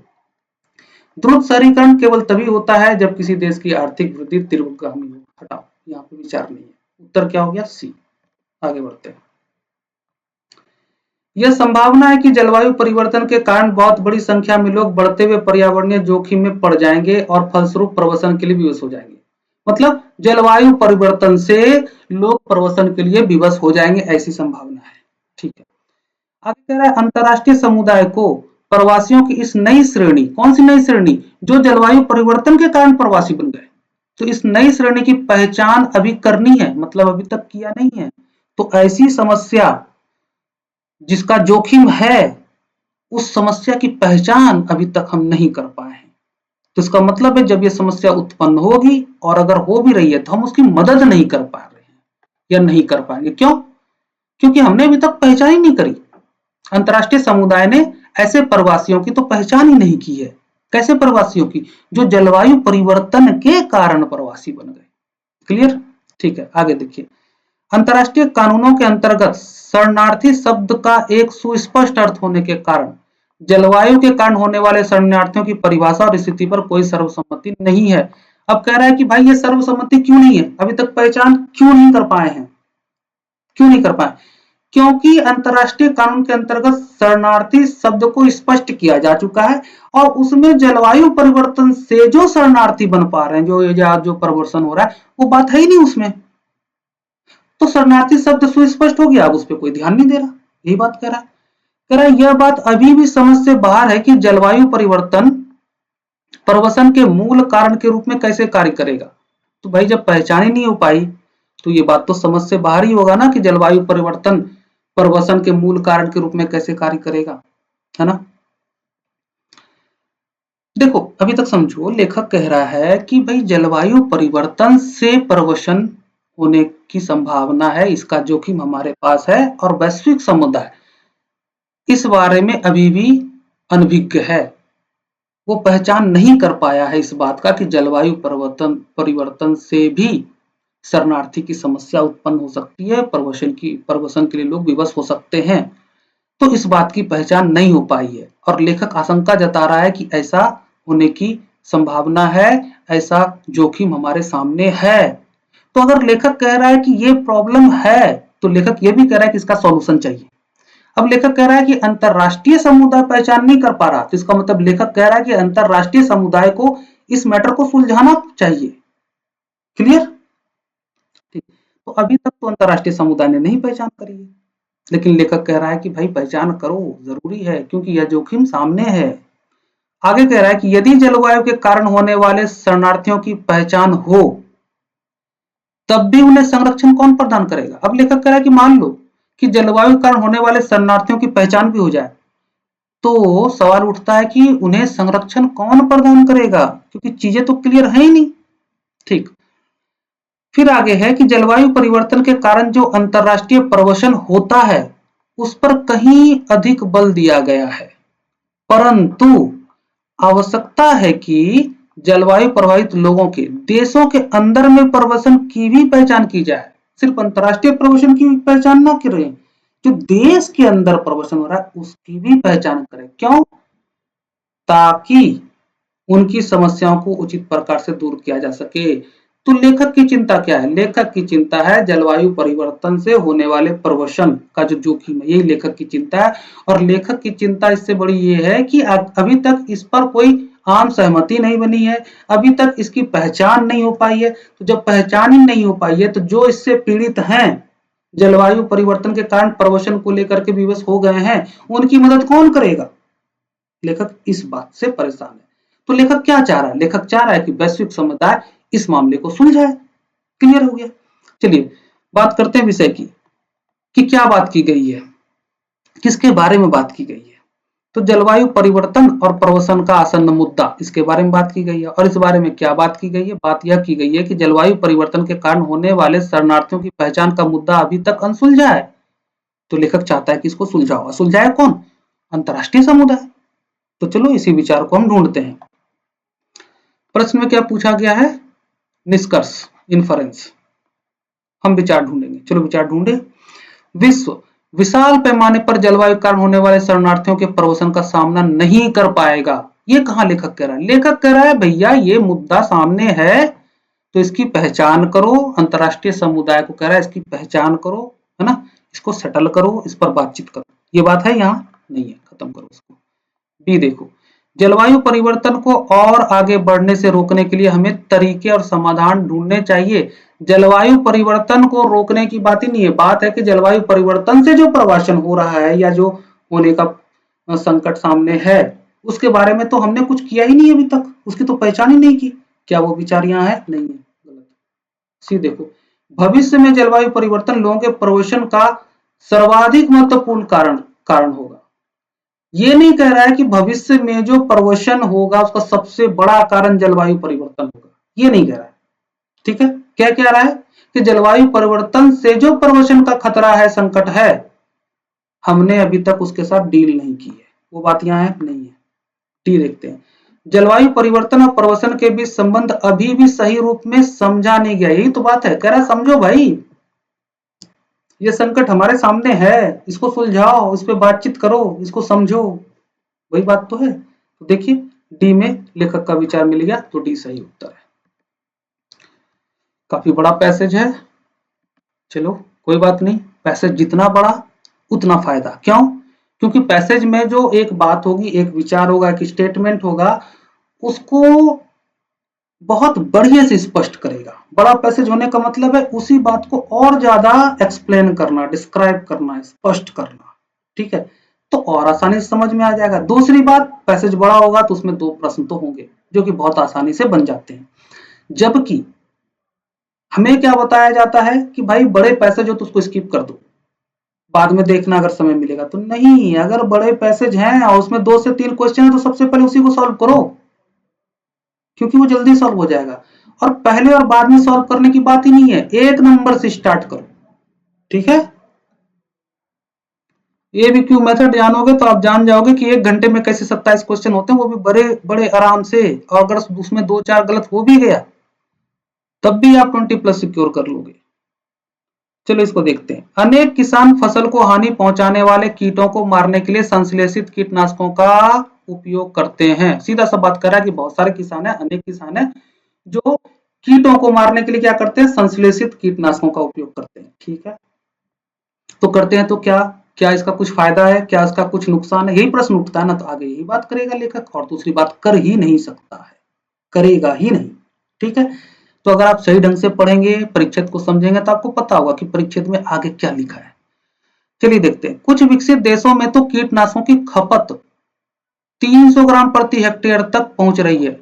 क्या कह रहा है कि भाई ठीक ठाक खपत है संश्लेषित कीटनाशकों का, बस डेटा के माध्यम से ही बता रहा है। ठीक है, अब करा दुर्भाग्यवश, ऐसे शब्दों पे ध्यान रखिए, दुर्भाग्यवश ऐसी कई रिपोर्ट है कि ऐसे यौगिकों में अंतर्निहित विषाक्तता होती है। कैसे यौगिकों में? संश्लेषित कीटनाशकों में, जो खेती करने वालों के मतलब किसानों के, उपभोक्ताओं के स्वास्थ्य और पर्यावरण को खतरे में डालती है।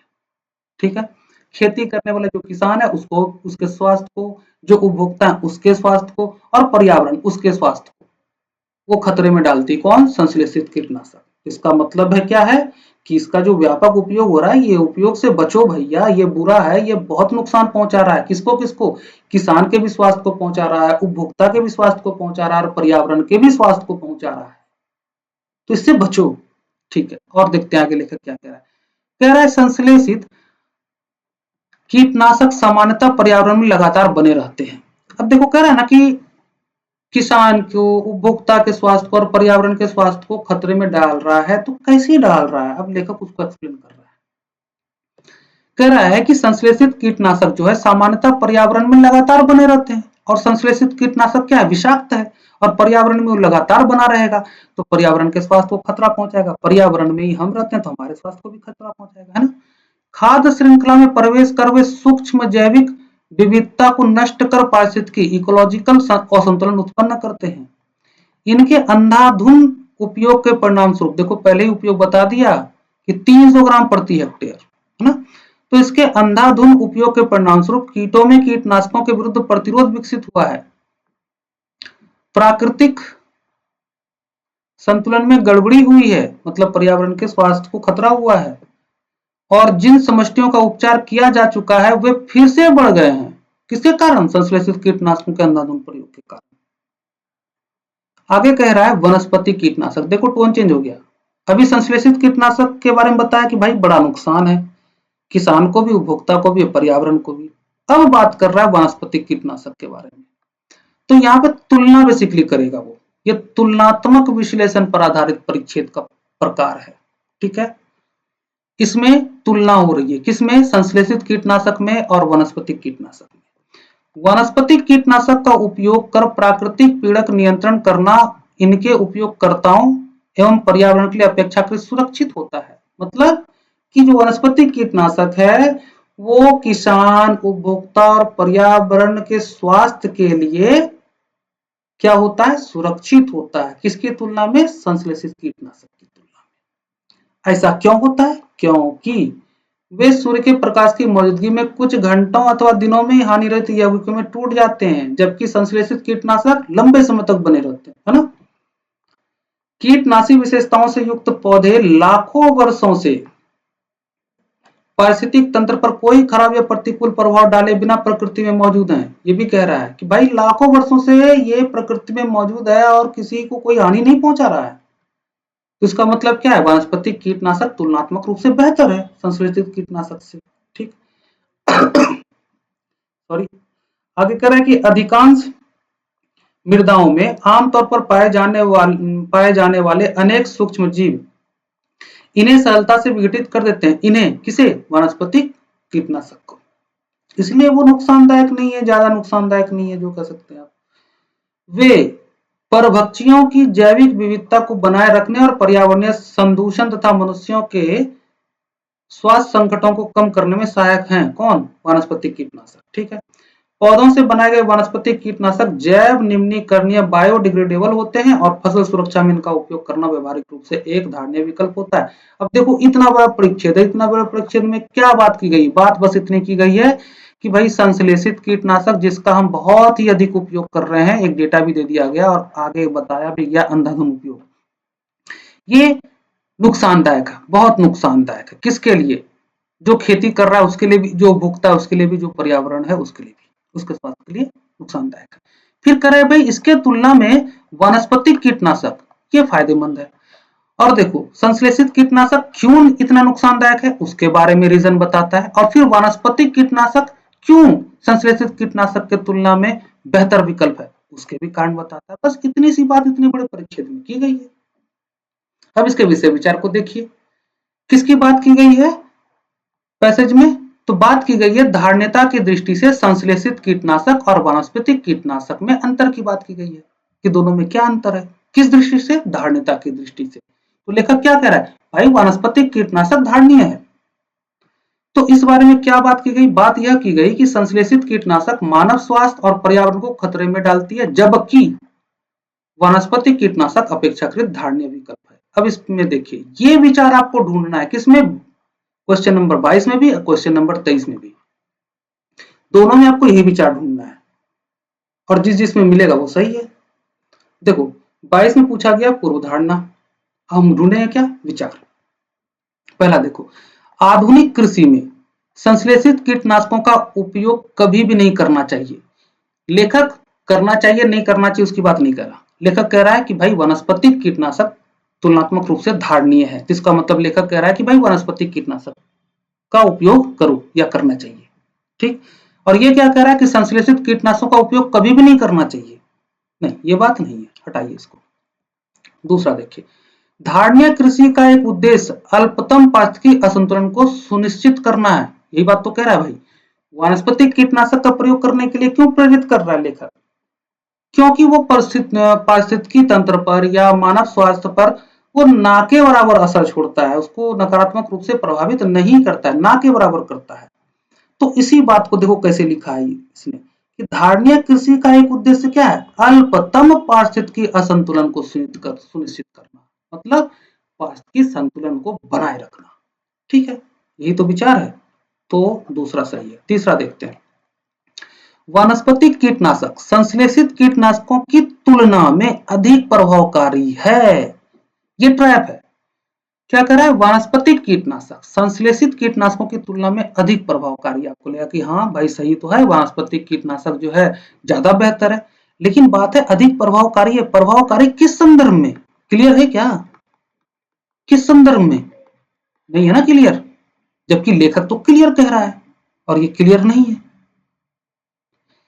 ऐसा भी हो सकता है ना कि बात यह भी हो सकती है कि वानस्पतिक कीटनाशक पर्यावरण को नुकसान पहुंचाने की दृष्टि से अधिक प्रभावकारी है, तो पर्यावरण को के स्वास्थ्य के बेहतरी के लिए अधिक प्रभावकारी है, या पर्यावरण या मनुष्य के स्वास्थ्य को नुकसान पहुंचाने के रूप में वो अधिक प्रभावकारी है? स्पष्ट नहीं है, यहाँ विचार नहीं मिल रहा है, गलत। तो आंसर क्या हो गया? केवल दो, डी। अब देखो वही विचार हमको यहाँ भी ढूंढना है 23 में। इसमें क्या कह रहा है? जैव कीटनाशकों के विषय में निम्नलिखित कथनों में से कौन सा से सही है? तो जैव कीटनाशक के बारे में क्या सही है कि भाई वो ना पर्यावरण को नुकसान पहुंचा रहा है, ना खेती करने वाले को, ना उपभोक्ता को। यही बात सही है ना? वे मानवीय स्वास्थ्य के लिए खतरनाक नहीं है, ठीक। वे पर्यावरण में लगातार बने रहते हैं, नहीं नहीं बने रहते, उसका विघटन हो जाता है। पर्यावरण में लगातार बने रहेंगे तो हो सकता है मुश्किलें पैदा कर दे। तो कह रहा है कि वनस्पतिक कीटनाशक नुकसानदेह नहीं है, क्यों? क्योंकि उसका विघटन हो जाता है भाई, बायोडिग्रेडेबल है ना? तो यहां पर विचार नहीं है, दो गलत। तीसरा देखो, वे किसी भी पारिस्थितिक तंत्र की जैव विविधता बनाए रखने के लिए अनिवार्य है या नहीं है उसकी बात नहीं कर रहा। और किसी भी पारिस्थितिक तंत्र की जैव विविधता बनाए रखने के लिए अनिवार्य है, ये नहीं कह रहा। कह रहा है कि वनस्पतिक कीटनाशक पर्यावरण और मनुष्यों के स्वास्थ्य के लिए तुलनात्मक रूप से खतरा उत्पन्न नहीं करता, जैसा कि संश्लेषित कीटनाशक उत्पन्न करता है, ठीक है। तो ये विचार यहां भी नहीं है। उत्तर क्या हो जाएगा? केवल ए, केवल एक, विकल्प ए। वे मानवीय स्वास्थ्य के लिए खतरनाक नहीं है, यही बात तो लेखक कह रहा है, ठीक। अब देखो लेखक कह रहा है कि मानवीय स्वास्थ्य के लिए भी और पर्यावरण के लिए भी। अब यहाँ में पर्यावरण का जिक्र नहीं है, लेकिन मानवीय स्वास्थ्य का तो जिक्र है और ये लेखक का विचार है। तो या तो लेखक का संपूर्ण विचार होगा या लेखक का आंशिक विचार होगा, है ना? दोनों बातें हो सकती है। लेकिन ध्यान रखना, अगर किसी विकल्प में लेखक का विचार है और लेखक के विचार के साथ ही कुछ अलग विचार भी है तो गलत होगा। क्यों? क्योंकि विकल्प में सिर्फ और सिर्फ लेखक का विचार होना चाहिए, चाहे तो पूर्ण या आंशिक, बट होना चाहिए लेखक का ही विचार। क्लियर? इसका आंसर हो गया ए। अगले पे बढ़ते हैं, परिच्छेद 23, वायु गुणवत्ता सूचकांक air quality index AQI। AQI से कुछ याद आ रहा होगा, रेखा गुप्ता, है ना? टेम्परेचर मापता है। चलो ठीक है, AQI के बारे में बात कर रहा है कि AQI बहुत से, हालांकि स्लिप ऑफ टंग किसी से भी हो सकता है, ठीक है, लेकिन आजकल जानते हैं सोशल मीडिया का जमाना है, बहुत सारे गॉसिप हो जाते हैं, इन सही बातों पे ध्यान नहीं देना है, जस्ट पार्ट जोक है और कुछ नहीं। आगे बढ़ते हैं, चलो।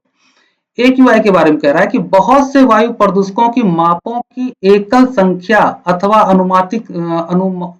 अनुमतांक रेटिंग में जोड़कर दिखाने का एक तरीका है। बता रहा है AQI क्या है कि वायु, बहुत से वायु प्रदूषक जो हैं बस उसको मापता है, माप करके उसको उसका रेटिंग दे करके उसको दिखाता है। ऐसे समझ लीजिए बहुत सामान्य भाषा में कि AQI क्या करता है?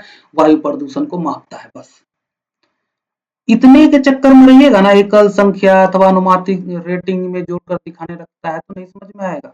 इसको सामान्य भाषा में समझिए, सीधा सीधा कह रहा है कि एक वायु वायु के प्रदूषण को मापता है और आपको बताता है कि भाई देखो वायु की क्वालिटी, हवा की क्वालिटी क्या है। बस आगे कह रहा है आदर्श रूप में, आदर्श रूप में इस सूचकांक को सतत रूप से अद्यतन अपडेट बनाए रखा जाता है और यह विभिन्न स्थानों पर उपलब्ध रहता है। कौन? AQI। AQI सर्वाधिक उपयोगी तब होता है, अब कह रहा है कि AQI जो है वो सर्वाधिक उपयोगी कब होता है?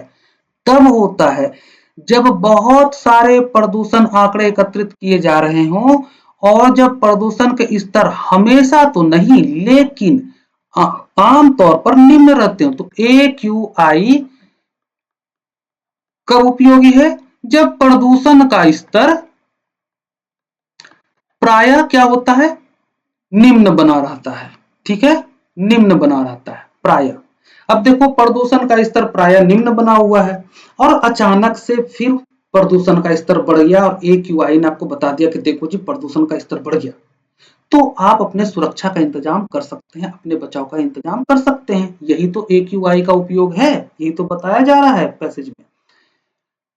आगे कह रहा लेखक, इन दशाओं में यदि प्रदूषण स्तर कुछ दिनों के लिए अचानक बढ़ जाए, मतलब प्रदूषण सामान्य रहता मतलब निम्न बना रहता है और अचानक बढ़ जाए, तो जनता वायु गुणवत्ता चेतावनी की प्रक्रिया में शीघ्रता से निरोधक कार्रवाई जैसे कि घर के भीतर रहना कर सकती है। यही बात तो मैंने भी कही, मतलब बिना परिच्छेद को आगे पढ़े भी आप जान सकते हैं कि क्या बात है। यही तो बात कह सकता है और क्या कह सकता है लेखक, है ना? आप भी बात करोगे तो यही तो बात कह सकते हो और क्या कहोगे। तो क्या कह रहा है लेखक अभी तक कह रहा है भाई देखो AQI वायु प्रदूषण को मापता है और यह उपयोगी तब होता है जब वायु प्रदूषण मतलब निम्न बना रहता है सामान्य रूप से, और कभी कभी जब वो बढ़ता है तो वो हमें बता देता है कि देखो जी बढ़ गया, तो आप जो है अपने सुरक्षा के उपाय कर सकते हैं। दुर्भाग्य से, अब यहां ध्यान देना, जैसे ये बात कहा तो मतलब इसके कुछ उल्टा बात करेगा और वही लेखक आपसे कहना चाहता है। तो लेकिन, किंतु, परंतु, फिर भी, दुर्भाग्य से, इतना नहीं उतना, इस तरह के जो वर्ड्स आएंगे ना उस पर ध्यान दीजिएगा, क्योंकि हम भी अपने बातचीत में यही वर्ड्स इस्तेमाल करते हैं और जो बताना चाहते हैं इनके माध्यम से बताते हैं। कह रहा है दुर्भाग्य से शहरी भारत की हालत ऐसी नहीं है, ऐसी नहीं है, कैसी नहीं है, मतलब वायु प्रदूषण का स्तर निम्न बना रहता है तब AQI सहायक होता, उपयोगी होता है। कह रहा है दुर्भाग्य से शहरी भारत की हालत ऐसी नहीं है, मतलब यहाँ पे वायु प्रदूषण का स्तर उच्च बना रहता है सामान्यतः। तो कह रहा है कि कई बड़े भारतीय शहरों में प्रदूषण स्तर इतने अधिक होते हैं, देखो वही बात करें ना, इतने अधिक होते हैं कि वे वर्ष के ज्यादातर दिनों में स्वास्थ्य के मानक अथवा नियामक मानकों से ऊपर बने रहते हैं, ज्यादातर दिनों में। तो वर्ष के ज्यादातर दिनों में वायु गुणवत्ता खराब ही रहती है, तो अब AQI का क्या ही उपयोग है? क्या आप पूरे साल भर शहर से बाहर रहोगे? जिसके पास पैसे हैं वो छोड़ के चले जाते हैं। अभी हम लोग दिल्ली में हैं, दिल्ली की क्वालिटी आप जान रहे हो, लेकिन लगभग साल भर यहाँ प्रदूषण का स्तर उच्च ही बना रहता है। तो क्या करोगे? दिल्ली छोड़ के भाग जाओगे? अगर पैसे हैं तो भाग जाओगे, लेकिन आपका घर परिवार सब यहीं पर है, आप रोजमर्रा की जिंदगी जी रहे हैं, रोज ऑफिस जाना है आना है, ज्यादातर लोग ऐसे ही हैं, तो क्या करेगा वो, है ना? तो कह रहा है कि ऐसे समय में दुर्भाग्य से शहरी भारत की हालत ऐसी नहीं है, यहाँ पे प्रदूषण सामान्य से ऊपर ही बना रहता है। यदि हमारा सूचकांक दिन पर दिन लाल खतरनाक दायरे में बना रहता है तो किसी के लिए भी ज्यादा कुछ करने लायक नहीं रहता सिवाय इसके कि इनकी उपेक्षा करें। अब देखो लगातार प्रदूषण का स्तर उच्च बना रहता है तो क्या ही करोगे भाई? तो यही करोगे कि भाई आदत बना लोगे, प्रदूषण की उपेक्षा करोगे कि भाई जाओ, अगर बढ़ा ही रहता है तो हम क्या ही करें, हमको तो ऑफिस जाना ही है, आप रोज ऑफिस जाओगे आओगे। ठीक है, यही बात लेखक कह रहा है। तो लेखक AQI के उपयोग की बात कर रहा है। क्या उपयोग की बात कर रहा है? कि जब वायु प्रदूषण सामान्य बना मतलब सामान्यतः निम्न बना रहता है तब AQI का उपयोग है, लेकिन दुर्भाग्य से भारत के जो बड़े शहर हैं वहां की स्थिति अलग है। स्थिति अलग क्या है? कि यहाँ पे वायु प्रदूषण सामान्यतः उच्च बना रहता है, तो ऐसे में लोगों के पास करने के लिए कुछ बचा ही नहीं। वो बस क्या कर सकते हैं कि इसकी उपेक्षा कर सकते हैं, नजरअंदाज कर सकते हैं, करना ही पड़ेगा। यही बात लेखक कह रहा है। तो लेखक ने किसकी बात की है या परिच्छेद में किसकी बात की गई है? तो शहरी भारत में वायु गुणवत्ता सूचकांक मतलब AQI की प्रासंगिकता क्या है शहरी भारत में। तो हम देख ही रहे हैं, लेखक ने बताया कि शहरी भारत में प्रदूषण का स्तर सामान्य से ऊपर ही बना रहता है, लाल खतरनाक बना रहता है। ऐसे में लोग उपेक्षा कर देते हैं, इसकी ध्यान ही नहीं देते, क्योंकि लोगों के पास कोई चारा नहीं है, कुछ वो कर नहीं सकते। तो AQI की प्रासंगिकता की बात की गई है शहरी भारत में, और शहरी भारत में क्या AQI की प्रासंगिकता है? नहीं है। क्यों? क्योंकि प्रदूषण ऊपर ही बना रहता है भाई। ठीक, तो AQI की प्रासंगिकता के बारे में क्या बात की गई है? तो कई बड़े भारतीय शहरों में वर्ष के ज्यादातर दिनों में AQI अप्रासंगिक हो जाता है। क्यों अप्रासंगिक हो जाता है? लेखक ने बताया। अब चलो यही विचार ढूंढते हैं। प्रश्न में देखो क्या पूछा गया, निष्कर्ष विचार ढूंढना है हमें। ए में ढूंढते हैं, हमारे शहरों को प्रदूषण मुक्त रखने के लिए हमारी सरकारें पर्याप्त रूप से जिम्मेवार नहीं है। अब है नहीं है, क्या है नहीं है, उससे हमें क्या कोई लेना देना नहीं है। क्या इसमें विचार है कि AQI शहरी भारतीय शहरों के लिए, बड़े शहरों के लिए अप्रासंगिक है? क्या ये बात यहाँ है? नहीं है, छोड़ो हटाओ, गलत हो गया ये। भी देखते हैं, हमारे देश में वायु गुणवत्ता सूचकांकों की बिल्कुल आवश्यकता नहीं है या नहीं है, इसकी बात कह रहा है लेखक। तो सिर्फ बड़े शहरी भारत की बात कर रहा है, जो बड़े शहर हैं उनकी बात कर रहा है ना। पूरे भारत में इसकी आवश्यकता है कि नहीं है, इसकी बात तो कर ही नहीं रहा, तो हटाओ, इसमें भी विचार नहीं है। सी देखो, हमारे बड़े शहरों के बहुत से निवासियों के लिए वायु गुणवत्ता सूचकांक सहायक नहीं है। हाँ बिल्कुल सहायक नहीं है, यही तो बात कह रहा है कि भाई वो प्रासंगिक है। क्यों? क्योंकि लगभग सालों भर प्रदूषण का स्तर उच्च बना रहता है। तो हम लोग क्या करते हैं, हम लोग अवॉइड कर देते हैं, भैया क्या ही करें, कहाँ जाए, रोजी रोटी तो कमाना पड़ेगा। यही बात तो लेखक कह रहा है। तो सी में पूरा का पूरा विचार है लेखक का। ठीक है, डी भी देख लेते हैं। प्रत्येक शहर में प्रदूषण संबंधी समस्याओं के बारे में जन जागरूकता बढ़नी चाहिए। भैया जन जागरूकता की बात नहीं कर रहा, हम तो जागरूक हैं, लेकिन हम क्या करें, हम क्या ही करें, प्रदूषण का स्तर हमेशा ऊंची बना रहता है। तो AQI अप्रासंगिक हमारे लिए, और दिल्ली वासी इस बात को बहुत अच्छे से समझ रहे हैं। ठीक है, तो लेखक का विचार कहां है? सी में। उत्तर क्या होगा? सी। अगला देखते हैं, उत्पादक नौकरियां विकास के लिए महत्वपूर्ण और अच्छी नौकरी सर्वोत्तम प्रकार का समावेशन है। अब इस स्टेटमेंट को ध्यान से समझो, क्योंकि सारी बातें इसी स्टेटमेंट के इर्द गिर्द कही गई होंगी। क्या कह रहा है? कह रहा है कि विकास के लिए क्या जरूरी है? उत्पादक नौकरी। ठीक है, क्या कह रहा है? विकास के लिए क्या जरूरी है? उत्पादक नौकरी। ठीक है, और उत्पादक नौकरी के बारे में ही बताया कि यह जो है सर्वोत्तम प्रकार का समावेशन है। ठीक, आप ये समझिए कि विकास के लिए क्या जरूरी है? उत्पादक नौकरी। अब देखो नौकरी कहां कहां होगी? कृषि क्षेत्र में, विनिर्माण क्षेत्र में और सेवा क्षेत्र में। यही 3 क्षेत्र है ना। तो लेखक कह रहा है उत्पादक नौकरी के बारे में। तो उत्पादक नौकरी कहां कहां कहां होगा? इन्हीं 3 क्षेत्र में। तो आगे लेखक या तो इन तीनों क्षेत्रों की बात करेगा, या किसी एक क्षेत्र की बात करेगा, या 2 क्षेत्र की बात करेगा। क्लियर? देखते हैं, आगे कह रहा है कि हमारी आधी से अधिक जनसंख्या कृषि पर निर्भर है। लोग कृषि क्षेत्र की बात स्टार्ट करें, परंतु ध्यान देना यहाँ, परंतु अन्य देशों के अनुभव से पता चलता है कि यदि कृषि में प्रति व्यक्ति आय पर्याप्त रूप से बढ़ानी है तो कृषि पर निर्भर व्यक्तियों की संख्या में कमी लानी चाहिए। लेखक क्या कह रहा है? हमारी आधे से अधिक जनसंख्या तो कृषि क्षेत्र में लगी पड़ी है, जबकि अन्य देशों के अनुभव से क्या पता चलता है कि कृषि में अगर प्रति व्यक्ति आय बढ़ानी है तो कृषि पर निर्भर व्यक्तियों की संख्या में कमी लानी चाहिए। इसका मतलब क्या हुआ? इसका मतलब ये हुआ कि कृषि में जो भी कार्य कर रहे हैं, जो कृषि में नौकरी है, वो उत्पादक नहीं है। क्यों? क्योंकि यहाँ पे जरूरत से ज्यादा जनसंख्या इस पे निर्भर है। अब जरूरत से ज्यादा जनसंख्या निर्भर है तो आय तो बढ़ गया ना, तो प्रति व्यक्ति आय कम हो गई ना। ये तो बात लेखक कह रहा है। तो इसका मतलब सीधा सीधा लेखक यह कह रहा है कि कृषि में उत्पादक नौकरी नहीं है। तो अगर उत्पादक नौकरी नहीं है तो विकास में ठीक ठीक योगदान भी नहीं होगा, क्योंकि बात तो लेखक यही कह रहा है कि विकास के लिए क्या जरूरी है? उत्पादक नौकरी। ठीक, तो कृषि क्षेत्र की बात की इसने। आगे देखो, जहां एक और उद्योग में नौकरियां सृजित की जा रही है, विनिर्माण क्षेत्र। उद्योग में जहां एक और नौकरियां सृजित की जा रही है, वहीं असंगठित क्षेत्र में ऐसी बहुत सारी नौकरियां निम्न उत्पादकता वाली गैर संविदागत नौकरियां होती हैं, जिनमें कम आय और ना के बराबर सुरक्षा दी जाती है तथा कोई हित लाभ नहीं दिए जाते। कह रहा है भाई विनिर्माण क्षेत्र में जो है नौकरियां सृजित की जा रही हैं, लेकिन फिर बता रहा है कि भाई असंगठित क्षेत्र के बारे में बता रहा है कि वहां तो उत्पादक नौकरी नहीं है। संगठित क्षेत्र में है, अच्छी नौकरी है, उत्पादक नौकरी है, लेकिन असंगठित क्षेत्र में तो प्रॉब्लम है, वहां तो नहीं है। ठीक, आगे कह रहा है इनकी तुलना में, किनकी तुलना में, कृषि और विनिर्माण की तुलना में, क्योंकि उसी की बात पहले की गई, तो इनकी तुलना में सेवा क्षेत्र की नौकरियां उच्च उत्पादकता वाली होती है। तो हमने देख लिया कि भाई कृषि क्षेत्र की नौकरियां उच्च उत्पादकता वाली नहीं है। फिर हमने देख लिया विनिर्माण क्षेत्र में भी नौकरियां का सृजन तो हो रहा है, लेकिन असंगठित क्षेत्र में उच्च उत्पादकता वाली नौकरी तो है नहीं, और आप जान रहे हैं कि असंगठित क्षेत्र में 90% से ज्यादा कार्यशील है।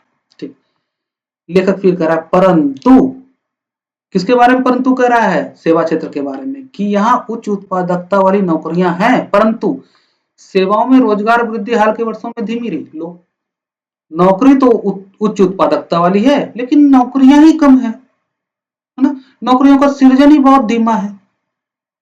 तो लेखक क्या कह रहा है, लेखक सिंपली यह कह रहा है कि भाई विकास के लिए उत्पादक नौकरी की जरूरत है, और हमारे कृषि क्षेत्र में उत्पादक नौकरी नहीं है, तो कृषि क्षेत्र में उत्पादक नौकरी सृजित करो।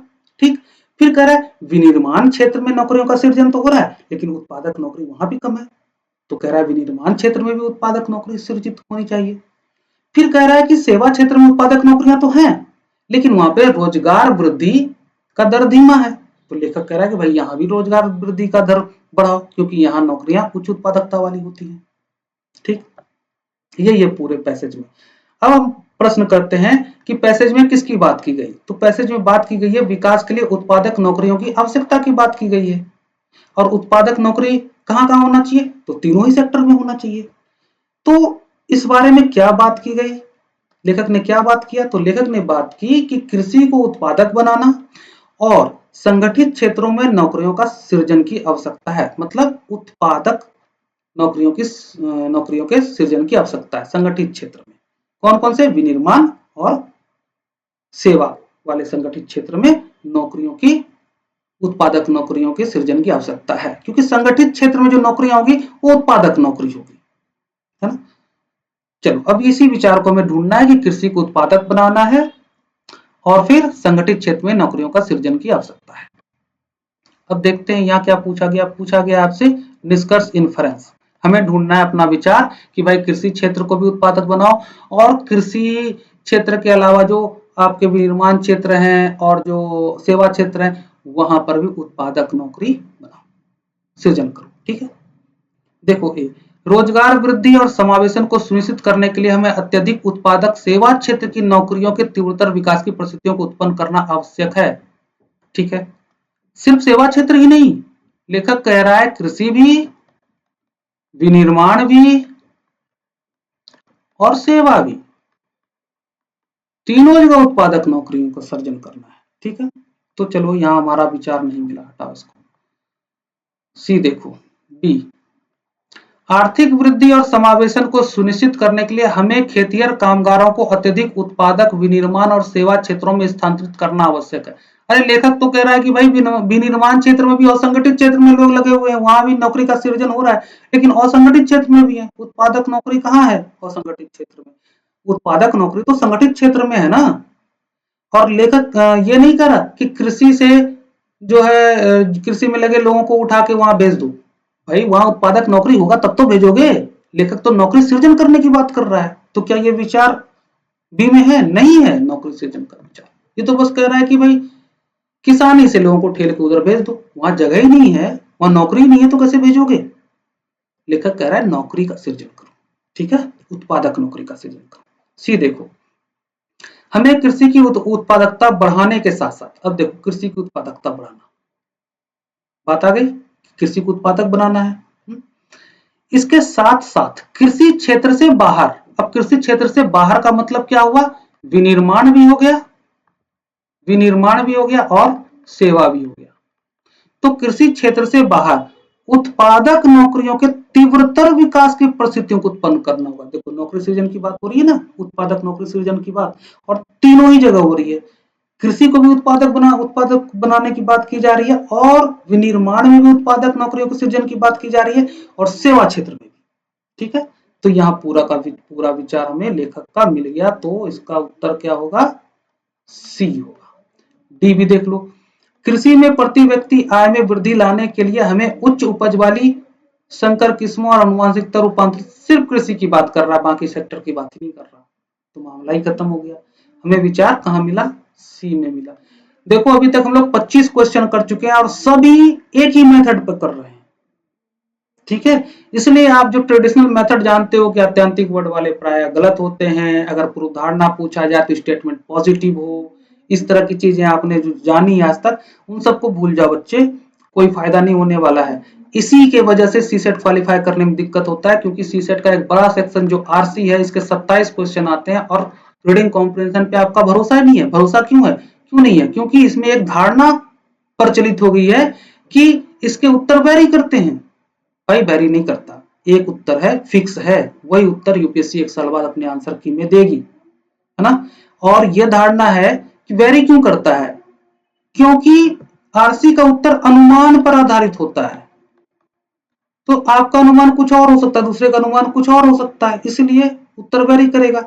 हम क्या देख रहे हैं कि आरसी का उत्तर कोई अनुमान पर आधारित नहीं होता, फिक्स होता है उत्तर, और उसके लिए हमें प्रश्न पढ़ने की भी जरूरत नहीं है, विचार ढूंढने की जरूरत है, क्योंकि जो भी प्रश्न है उसका उत्तर जो भी है उसमें विचार होना जरूरी है, और सिर्फ लेखक का विचार होना जरूरी है।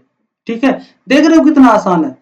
वैसे भी आईएएस आईपीएस बन जाओगे तो यही काम आएगा आपके, हजार हजार पेजेस के फाइल होंगे, तो वहां क्या करोगे? पूरा फाइल क्या वो word to word line by line पढ़ोगे? नहीं, वहां स्कैनिंग या स्कीमिंग करना, निकालना क्या है? विषय और विचार, किस फाइल में किसकी बात की गई है और उस बारे में क्या बात की गई है, 2 लाइन में निकाल लो, पूरे फाइल का क्रक्स निकल गया। ठीक है, तो ट्रिक टेक्निक से आप अपनी बौद्धिक स्तर को यहां तक ले ही नहीं जा सकोगे, मैं सीधे आपको वहां पहुंचाने का मार्ग बता रहा हूं। ठीक है, और ये इतिहास में पहली बार हुआ है, कॉम्प्रिहेंशन को लेकर के कोई एक मेथड आया है जो मैथ की तरह ही है, पूरी तरह से फुल प्रूफ, मैथ और रीजनिंग का जैसे मेथड होता है उसी तरह से कॉम्प्रिहेंशन के भी मेथड होते हैं, जो मैं आपको बता रहा हूं, एबीक्यू मेथड। तो मेरी बुक ले लेना, वो आपको बहुत सहायता करेगा। और अगर एबीक्यू मेथड को मेरे से ही पढ़ना है डायरेक्टली, तो आप मेरे ऐप से भी पढ़ सकते हैं और ऑफलाइन नेहरू विहार में भी पढ़ सकते हैं। चलिए अगला देखते हैं। ये कह रहा है कि भूमि उपयोग में दृश्य भूमि पैमाने के उपागम, एक अप्रोच की बात कर रहा है। कौन सा अप्रोच? दृश्य भूमि पैमाना अप्रोच। ठीक है, ये क्या है? मुझे नहीं पता, आपको नहीं पता, छोड़ दो, पता है तो बहुत बढ़िया बात है ना, फिर भी पैसे समझ में आएगा, देखना कैसे। भूमि उपयोग में दृश्य भूमि पैमाने के उपागम से संरक्षित क्षेत्रों के बाहर और अधिक जैव विविधता को प्रोत्साहन मिल सकता है। अब ये कोई अप्रोच है, कह रहा है अगर इस अप्रोच का हम पालन करें, इस अप्रोच का हम उपयोग करें, तो जो संरक्षित क्षेत्र है उसके बाहर के क्षेत्र में भी हम जैव विविधता को प्रोत्साहन दे सकते हैं, जैव विविधता बढ़ा सकते हैं। जो संरक्षित क्षेत्र है वो तो संरक्षित है, तो वहां तो जैव विविधता बढ़ाने के लिए तो उसको संरक्षित किया गया है, या जैव विविधता को संरक्षण प्रदान करने के लिए ही तो संरक्षित किया गया है। मुद्दा यह है कि अगर हम इस अप्रोच को अपना लें, इसका उपयोग करें ना, तो हम इस संरक्षित क्षेत्र के बाहर भी जैव विविधता को बढ़ा सकते हैं। ठीक, अब इस स्टेटमेंट को ध्यान रखना, क्योंकि आगे लेखक इसी स्टेटमेंट को स्पष्ट करेगा और क्लियर करेगा। देख रहे हो कि पैसेज कठिन नहीं है, पैसेज में तो एक स्टेटमेंट दिया और उसको बहुत अच्छे से एक्सप्लेन कर रहा है ताकि आप समझ जाए, है ना। ये सी सेट है दोस्त, सी सेट मतलब सिविल सर्विसेज एप्टीट्यूड टेस्ट। ये एप्टीट्यूड का टेस्ट है, आपकी एबिलिटी की जांच हो रही है, आपके स्किल की जांच हो रही है, चाहे वो आरसी में हो, चाहे वो क्वांटिटिव एप्टीट्यूड में हो। देखो मैथ नहीं लिखा हुआ है, क्वांटिटिव एप्टीट्यूड लिखा हुआ है, चाहे वो रीजनिंग हो। और आप क्या लेके जाते हो? आप नॉलेज लेके जाते हो, खूब मैथ पढ़ते हो, क्योंकि आरसी का तो अभी तक पता नहीं था, है ना। खूब मैथ पढ़ते हो, नॉलेज लेके जाते हो। मैथ में मास्टर व्यक्ति भी खूब डिस्क्वालीफाई होते हैं। ठीक है, क्यों? क्योंकि आप नॉलेज लेके जा रहे हो, और यूपीएससी तो एप्टीट्यूड का टेस्ट ले रहा है, तो समझ ही हमारी सही नहीं रही है। चलो आगे देखते हैं। वर्ष 1998 में प्रभंजन हरिकन मिच के दौरान पर्यावरणीय कृषि पद्धतियों के उपयोग करने वाले फार्मों का पारंपरिक तकनीकों के उपयोग करने वाले फार्मों की तुलना में क्रमशः होंडुरास, निकारागुआ और ग्वाटेमाला में 58%, 70%, 99% कम नुकसान हुआ। देखो मैंने कितनी स्पीड में पढ़ी, ऐसे ही आपको पढ़ लेना है। क्यों? क्योंकि अगर आप समझ रहे हैं तो आप स्पीड में पढ़ सकते हैं। यहाँ बात क्या किया गया? बात सिर्फ इतना किया गया कि जो पर्यावरणीय कृषि पद्धति का उपयोग कर रहे थे ना, वैसे फर्मों को कम नुकसान हुआ है, यही बात कह रहा है, बस और कुछ नहीं। और उसमें देखिए कितना नाम दे दिया। जब आप इसको पढ़ोगे तो कंफ्यूज हो जाओगे। भैया कंफ्यूज नहीं होना है, ये सपोर्टिंग सेंटेंस है। बात तो ऊपर ही कह दिया कि अगर दृश्य भूमि पैमाने के उपागम का हम उपयोग करेंगे तो संरक्षित क्षेत्र के बाहर भी जैव विविधता को प्रोत्साहन मिल सकता है, उसको प्रोत्साहित कर सकते हैं। अब वो बता रहा है कि भाई देखो ये पर्यावरणीय कृषि पद्धति है। अब देखो इससे आप समझ जाओगे कि ये दृश्य भूमि उपागम क्या है एक्चुअली में।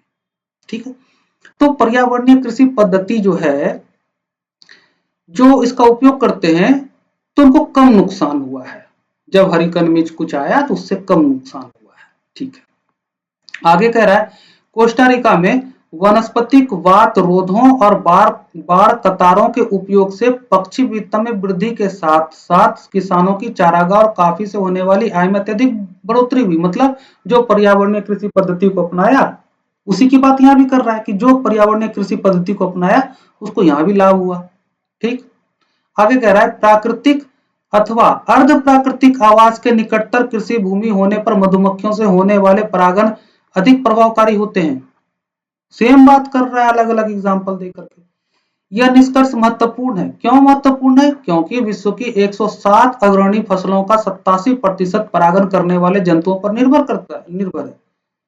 तो क्यों महत्वपूर्ण है? क्योंकि विश्व में जो 107 अग्रणी फसल हैं उनमें से 87 किस पर निर्भर है? परागण करने वाले जंतुओं पर निर्भर है।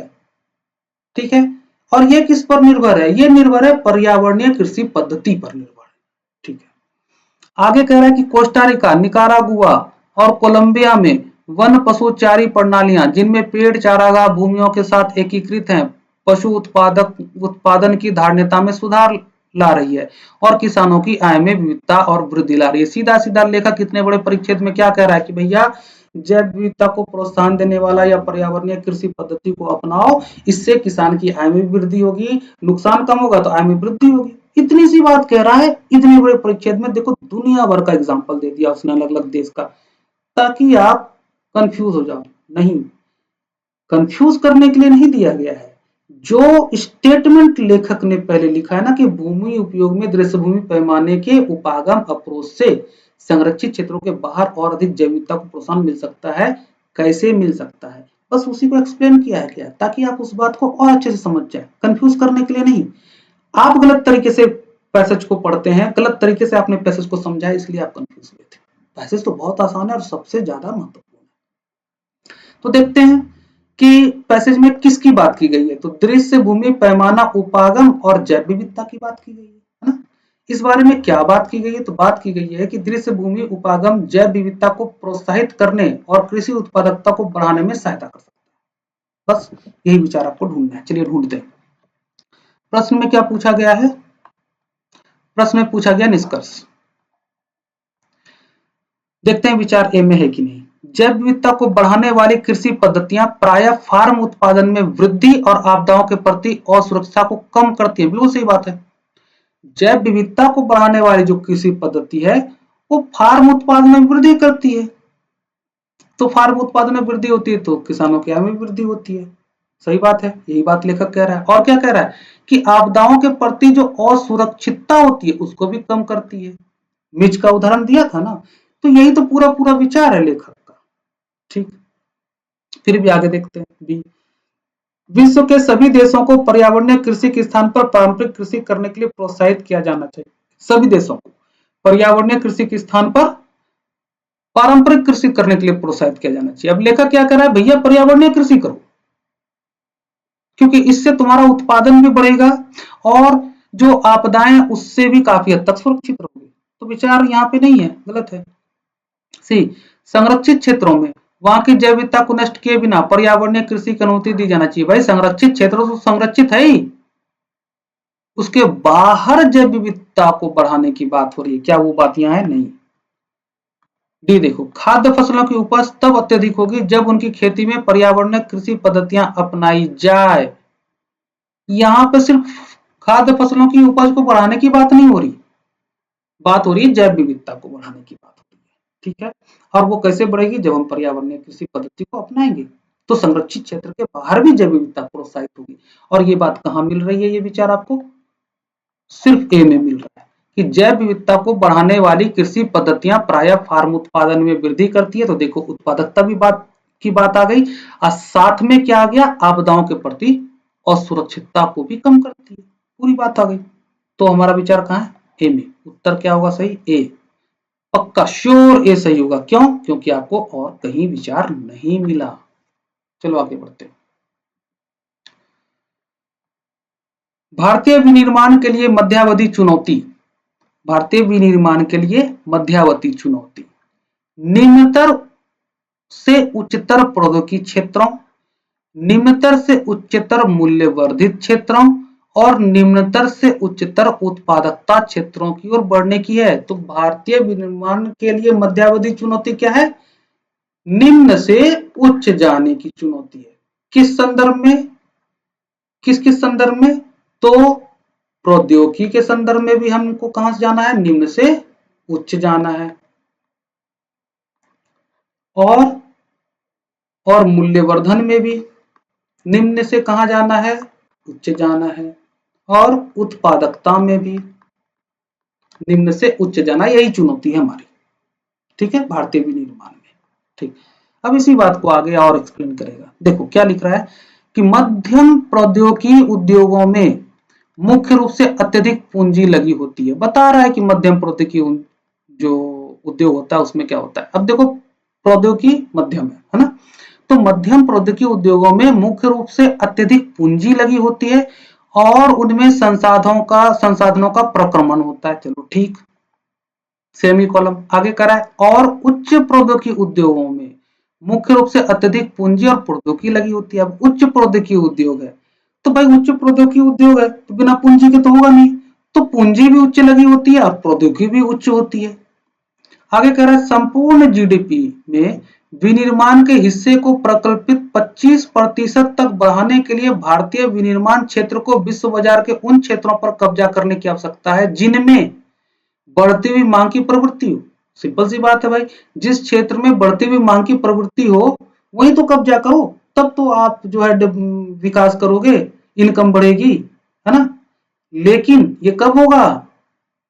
जबकि हम निम्न प्रौद्योगिकी से उच्च प्रौद्योगिकी में बढ़ेंगे। कब्जा करने के लिए हमको क्या करना पड़ेगा? निम्न प्रौद्योगिकी से उच्च प्रौद्योगिकी में जाना पड़ेगा, निम्न मूल्यवर्धन से उच्च मूल्यवर्धन में जाना पड़ेगा, निम्न उत्पादकता से उच्च उत्पादकता में जाना पड़ेगा। यही तो मध्यावधि चुनौती है जो कह रहा है भारत विनिर्माण के लिए मध्यावधि चुनौती, यही तो चुनौती है। और यही करने पर तो हम विश्व बाजार के उन क्षेत्रों पर कब्जा कर सकते हैं जहां जो है बढ़ती हुई मांग की प्रवृत्ति है। आगे लेखक कह रहा है इन क्षेत्रों में अधिकांश रूप से उच्च प्रौद्योगिकी और पूंजी लगी होती है और हमारी चुनौती यही है कि हमारे पास उच्च प्रौद्योगिकी है नहीं, निम्न से उच्च में जाना है।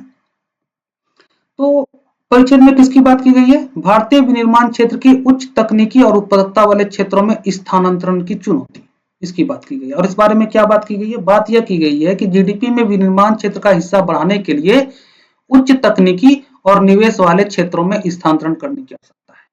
ठीक है, उच्च तकनीकी और निवेश वाले क्षेत्र में हमें जाना है। अब ये विचार आपको ढूंढना है, चलिए ढूंढते हैं। प्रश्न में देखो निष्कर्ष पूछा है। ए, मध्यम प्रौद्योगिकी और संसाधनों का प्रक्रमण करने वाले उद्योगों में भारत की जीडीपी उच्च मूल्यवर्धित तक उच्च उत्पादकता स्तरों को दर्शाती है। भैया यहां तक तो हमें पहुंचना है, नहीं है विचार इसमें। बी, भारत में अत्यधिक पूंजी और प्रौद्योगिकी वाले विनिर्माण का संवर्धन करना संभव नहीं है। संभव है या नहीं है ये नहीं कहा गया, कहा गया कि अगर नहीं भी है तो हमें संभव बनाना है, हमें निम्न से उच्च पहुंचना है। ठीक है, यहाँ नहीं है विचार निम्न से उच्च पहुंचने वाली। सी देखो, भारत को अनुसंधान एवं विकास, प्रौद्योगिकी उन्नयन और कौशल विकास में सरकारी निवेश बढ़ाना चाहिए और गैर सरकारी निवेशों को प्रोत्साहित करना चाहिए। ठीक है, अभी इसको रहने देते हैं, अभी एक्सप्लेन करते हैं। चलो डी देखते हैं। कि इसमें विचार है कि नहीं। भारत ने पहले से ही विश्व बाजार के उन क्षेत्रों में बड़ा हिस्सा प्राप्त कर लिया है जिनमें बढ़ती हुई मांग की प्रवृत्ति नहीं, हमें करना है। लेखक साफ साफ कह रहा है कि हमें करना है, ठीक है। और ये कैसे होगा, जब हम प्रौद्योगिकी को निम्न से उच्च पे ले जाएंगे, मूल्यवर्धन को निम्न से उच्च पे ले जाएंगे, उत्पादकता को निम्न से उच्च पे ले जाएंगे, है ना। तो कब्जा करने के लिए ये करना जरूरी है। अब आओ सी पर, देखो सी में वो विचार है कि नहीं निम्न से उच्च वाली। अब देखो सीधी सी बात है, प्रौद्योगिकी को कहां ले जाना है, निम्न से उच्च। तो उसके लिए क्या जरूरी है, प्रौद्योगिकी उन्नयन, तभी तो रिसर्च एंड डेवलपमेंट। भाई निम्न से उच्च ले जाने का तरीका क्या है, ये तो है कि अनुसंधान एवं विकास करो, प्रौद्योगिकी उन्नयन करो, कौशल विकास करो, उत्पादकता बढ़ाने के लिए कौशल विकास की जरूरत है। और इसके लिए क्या करना होगा, निवेश करना होगा। निवेश करेंगे तभी तो अनुसंधान एवं विकास होगा, प्रौद्योगिकी उन्नयन होगा, कौशल विकास होगा। लेखक सीधा सीधा कह रहा है कि भाई निम्न से उच्च पहुंचने के लिए निवेश करो, तुम निम्न से में हो, निम्न से उच्च जाना है तुमको, और उसके लिए क्या जरूरी है, निवेश। अब ध्यान दो, बहुत ध्यान देना, यहां निवेश, जय लेखक कह रहा है निवेश करो, उसका कहने का अर्थ यही है कि हमें निवेश करने की जरूरत है। अब जैसे ही निवेश आएगा, तो निवेश दो तरह का होता है, तो एक तो आप जान ही रहे हैं सरकारी, और दूसरा प्राइवेट। जैसे ही हम निवेश बोलेंगे तो अपने आप सरकारी और प्राइवेट दोनों उसमें शामिल हो जाएगा, दोनों, ठीक है। जैसे सिर्फ कुत्ता बोला जाए, तो कुत्ता जैसे ही आपने बोला डॉग, तो इसका मतलब क्या है, उसमें सारे डॉग शामिल है, चाहे वो स्ट्रीट डॉग हो, चाहे वो जर्मन शेफर्ड हो, है ना, चाहे वो बुल डॉग हो। तो उसी तरह जैसे ही आपने बोला निवेश, तो मतलब सरकारी निवेश भी और प्राइवेट निवेश भी। अब सरकार की तो प्राथमिक जिम्मेदारी बनती है ना सामाजिक विकास आर्थिक विकास की, तो सरकार तो करेगा ही, उसको तो करना ही चाहिए, निवेश निवेश बढ़ाना ही चाहिए। लेकिन निवेश प्राइवेट भी तो होता है, और प्राइवेट निवेश का उद्देश्य तो लाभ कमाना होता है, तो इसको आपको प्रोत्साहित करना चाहिए, क्योंकि निवेश हमें करना है। तो निवेश में सरकारी और प्राइवेट दोनों आता है, समझ रहे हो। तो सरकारी निवेश बढ़ाना चाहिए, बिल्कुल बात सही है, लेखक यही कह रहा है निवेश करो। और उसका कहने का मतलब ये है कि सरकारी निवेश बढ़ाओ, और जो गैर सरकारी निवेश है उसको प्रोत्साहित करो, क्योंकि निवेश की जरूरत है, वो यहां से भी आएगा। क्योंकि सिर्फ सरकारी निवेश तो सिर्फ आधा रह गया ना, बात तो आधी हुई, और हमें निवेश करना है। तो भाई निवेश पूरा कब होगा, जब सरकार और सरकारी और गैर सरकारी दोनों निवेश आएगा। तो उससे क्या होगा, प्रौद्योगिकी निम्न से उच्च होगा। हो गई बात, पूरे के पूरे विचार यहाँ है। विचार अलग अलग रूप में लिखा होगा, जब आप धीरे धीरे प्रीवियस ईयर को देखेंगे तो आप बहुत आसानी से समझ जाएंगे और आपके हैबिट में आ जाएगा। तो उत्तर हमारा सी सही है, क्यों, क्योंकि सी में ही लेखक का पूरा विचार निहित है। अगला, पिछले दशक के दौरान भारतीय कृषि खाद्यान्न व तिलहन का रिकॉर्ड उत्पादन करने के साथ और अधिक सुदृढ़ हुई है। कह रहा पिछले दशक में भारतीय कृषि और अधिक सुदृढ़ हुई है, कैसे, तो वो लिखा हुआ है कि भारतीय कृषि खाद्यान्न व तिलहन का रिकॉर्ड उत्पादन करने के साथ पहले से और ज्यादा सुदृढ़ हो गई, ठीक है। तो क्या हुआ भाई, इसके परिणाम स्वरूप बढ़ी हुई खरीद से भंडार गृह में खाद्यान्न के स्टॉक में भारी बढ़ोतरी हुई। तो भाई रिकॉर्ड उत्पादन हुआ तो खाद्यान्न भी भरेगा ना, जो भंडार गृह है वो और भी भरेगा, हमारे पास और भी स्टॉक होंगे, ठीक है भाई, यहाँ बात तो समझ में आ रही। आगे कह रहा है भारत चावल गेहूं दूध फलों व सब्जियों के विश्व के शीर्ष उत्पादकों में से एक है, ठीक है। ये सारी बातें एक ही है कि हमारे यहाँ रिकॉर्ड उत्पादन हुआ है, ठीक। अब देखो फिर भी, अब यही ध्यान देना, अब लेखक अपना बात करेगा, अब लेखक मुद्दे की बात करेगा कि ये सब तो ठीक है भैया, हमारे यहाँ रिकॉर्ड उत्पादन हुआ, हमारे भंडार गृह भर गए, हम जो है चावल में गेहूं में दूध में इन सब के उत्पादन में अग्रणी हैं। फिर भी मुद्दा क्या है, अब बताएगा। विश्व भर के न्यून पोषित लोगों का 1/4 भाग भारत में है। एक तरफ तो आपके खाद्यान्न भंडार भरे पड़े हैं, और दूसरी तरफ न्यून पोषित जनसंख्या सर्वाधिक 1/4 पूरे विश्व का 1/4 भारत में ही है। दोनों कॉन्ट्राडिक्शन है। एक तरफ आपके खाद्यान्न भरे हैं, मतलब आपके घर में खाना बना हुआ है और आप भूखे बैठे हुए हो, ठीक है। तो एक तरफ आपके पास खाना है, दूसरी तरफ आप भूखे हो, क्यों, क्योंकि खाना आप तक नहीं पहुंचा, सिंपल सी बात है। खाना है लेकिन आप भूखे हो, न्यून पोषित हो, क्यों, क्योंकि वो पहुंचा नहीं आपके पास। तो जरूरी क्या है, खाना आपके पास पहुंच जाए, बात खत्म।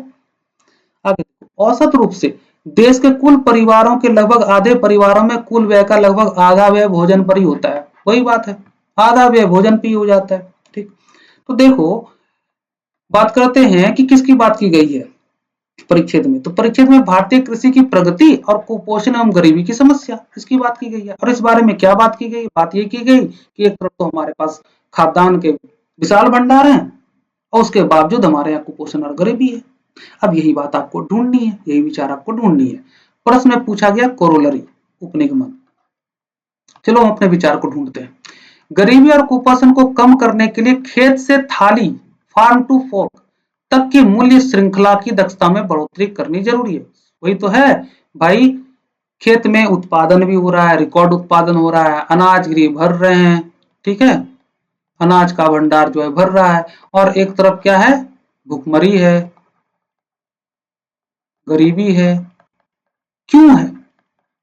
क्योंकि ये अनाज यहां तक पहुंच नहीं रहा। तो यहां से अनाज खेत से थाली तक पहुंचा दो, बात खत्म है। लेखक यही कह रहा है। तो ए में लेखक का विचार मिल गया। अब देखो किस तरह से लिखा हुआ है, लेकिन आपको सामान्य भाषा में समझना है। आप ग्रेजुएट हो, आप यूपीएससी का प्रिपरेशन कर रहे हो, बच्चे थोड़ी हो, लेकिन आपको बच्चा बना दिया जाता है। एक एक चीज को समझाया जाता है। जो गलत ऑप्शन है उसको भी 10 तरीके से बताया जाता है। देखो ये फैक्चुअली इनकरेक्ट है, देखो ये एक्सट्रीम वर्ड वाला है, तो देखो ये है, देखो वो है। आप उसी में फंसे रह जाते हो और आप समझते हो कि यार मैं तो बच्चा ही हूँ। भाई आप ग्रेजुएट हो, है ना, बौद्धिक व्यक्ति हो, कमतर मत आंको अपने आप को। इस बात को सामान्य तरह से हम समझेंगे तो समझ जाएंगे कि भाई खाद्यान्न भरा हुआ है, दूसरी तरफ न्यून पोषित लोग हैं, भुखमरी है, तो खाद्यान्न जहां है वहां से वैसे लोगों तक पहुंचा दो जिनके पास खाना नहीं है, बात खत्म। और यही बात ए में है। तो पूरा का पूरा विचार मिल गया। बी भी देख लेते हैं। कृषि उत्पादकता में बढ़ोतरी करने से भारत में स्वतः ही गरीबी, भाई रिकॉर्ड उत्पादन हो रहा है, बढ़ोतरी क्या करना है? नहीं मिला यहाँ विचार। सी, भारत की कृषि उत्पादकता पहले से ही बहुत अधिक है, अभी तो है, रिकॉर्ड उत्पादन हो रहा है, ठीक, और इसे और अधिक बढ़ाया जाना आवश्यक नहीं है। बात ये कहाँ है? बात है कि भंडार गृह हमारे भरे पड़े हैं, उत्पादन खूब हो रहा है, लेकिन बहुत बड़ी संख्या है हमारे यहाँ जो भूख से पीड़ित है, न्यून पोषित है, वहां तक पहुंच नहीं रहा। तो ये बात क्या सी में है? नहीं है, हटाओ। डी, सामाजिक कल्याण और गरीबी उन्मूलन कार्यक्रमों के लिए अधिक निधि का आवंटन करने से भारत से गरीबी और कुपोषण का अंततः उन्मूलन हो जाएगा। अधिक निधि आवंटन, निधि आवंटन करे ना करे वो मैटर वो नहीं है, मैटर है खाना है तुम्हारे पास, वो खाना पहुंचा दो वहां तक, चाहे जिस विधि से पहुंचाओ। लेखक कोई विधि नहीं बता रहा, लेखक बता रहा है चाहे जिस विधि से पहुंचाओ, तुम्हारे पास खाना है उसको जरूरतमंद तक पहुंचाओ। और ये बात सिर्फ और सिर्फ ए में लिखी हुई है कि गरीबी और कुपोषण को कम करने के लिए, और उन्मूलन की भी बात नहीं है, कम करने के लिए खेत से थाली तक की मूल्य श्रृंखला की दक्षता में बढ़ोतरी करना जरूरी है, तभी तो पहुंचेगा वहां। बस हो गया ये। चलो आगे बढ़ते हैं। देखो कितना छोटा है पैसेज। राज्य मोतियों के समान है, राज्य कैसा है? मोतियों के समान है, तथा केंद्र वह धागा है जो उन्हें हार में पिरोता है। किन्हें? राज्यों को। यदि धागा टूट जाए तो मोती बिखर जाएगा। ये है धागा, ये है केंद्र, और इसमें मोती है, ये मोती है राज्य। और इन राज्य को किसने बांध रखा है? इस धागे ने। ये धागा कौन है? केंद्र। अगर धागा टूट जाए तो राज्य बिखर जाएगा। धागा टूटेगा क्यों, या धागा कब टूटेगा? जब धागा कमजोर होगा, है ना। तो राज्य ना बिखरे इसके लिए क्या जरूरी है? धागा का मजबूत होना जरूरी है। इसका मतलब केंद्र का मजबूत होना जरूरी है। चलो विषय देखते हैं। किसकी बात की गई? केंद्र राज्य संबंध की बात की गई, है ना, कि केंद्र धागे के समान है और राज्य मोतियों के समान है। धागा क्या करता है? उन मोतियों को पिरो के रखता है। ठीक, विचार क्या है? केंद्र एक ऐसी शक्ति है जो राज्यों को एकता और अखंडता में बांधे रखती है। अब ये विचार आपको ढूंढना है। चलो ए में ढूंढते हैं। प्रश्न क्या है? निम्नलिखित विचारों में से कौन सा एक उपयुक्त कथन की संपुष्टि करता है? क्या करता है, नहीं करता है, छोड़िए। आपको क्या ढूंढना है? ये विचार ढूंढना है।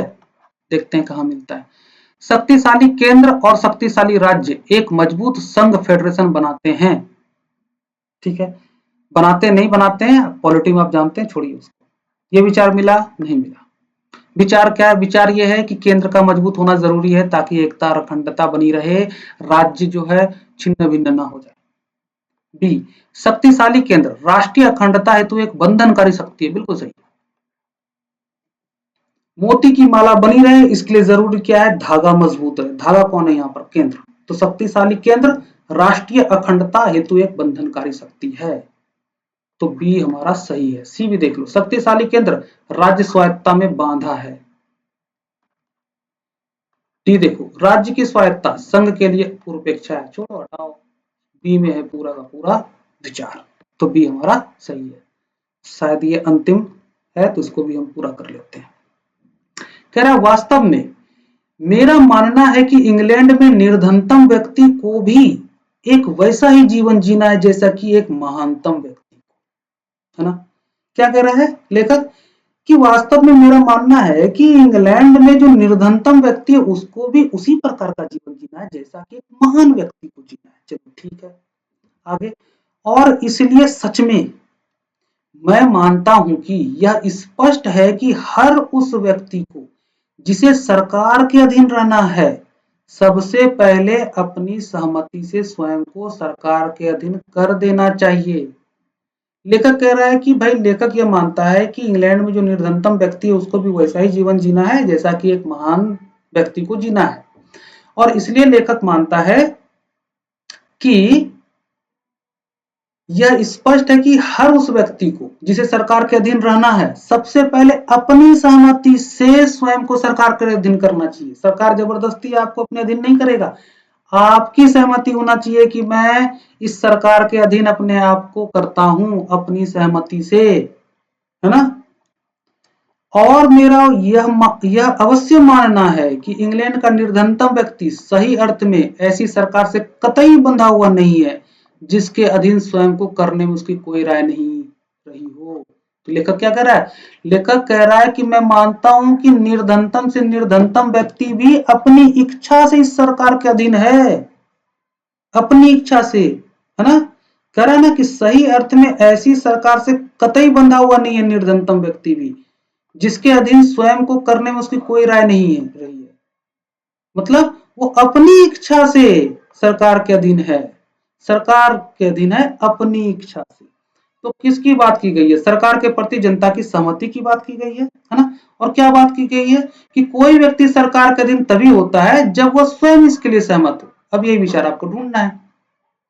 उपर्युक्त कथन किसके समर्थन में तर्क प्रस्तुत करता है? संपत्ति का सबको समान वितरण नहीं, शासितों की सहमति के अनुसार शासन, बिल्कुल सही। शासितों की सहमति के अनुसार शासन, सरकार के अधीन शासित ने खुद अपने आप को अपनी इच्छा से कहा कि भाई तुम शासन करो, मैं अपनी सहमति से तुम्हारे अंदर आता हूं। तो शासितों की सहमति के अनुसार शासन। सी देखो, निर्धनों के हाथ में शासन, गलत।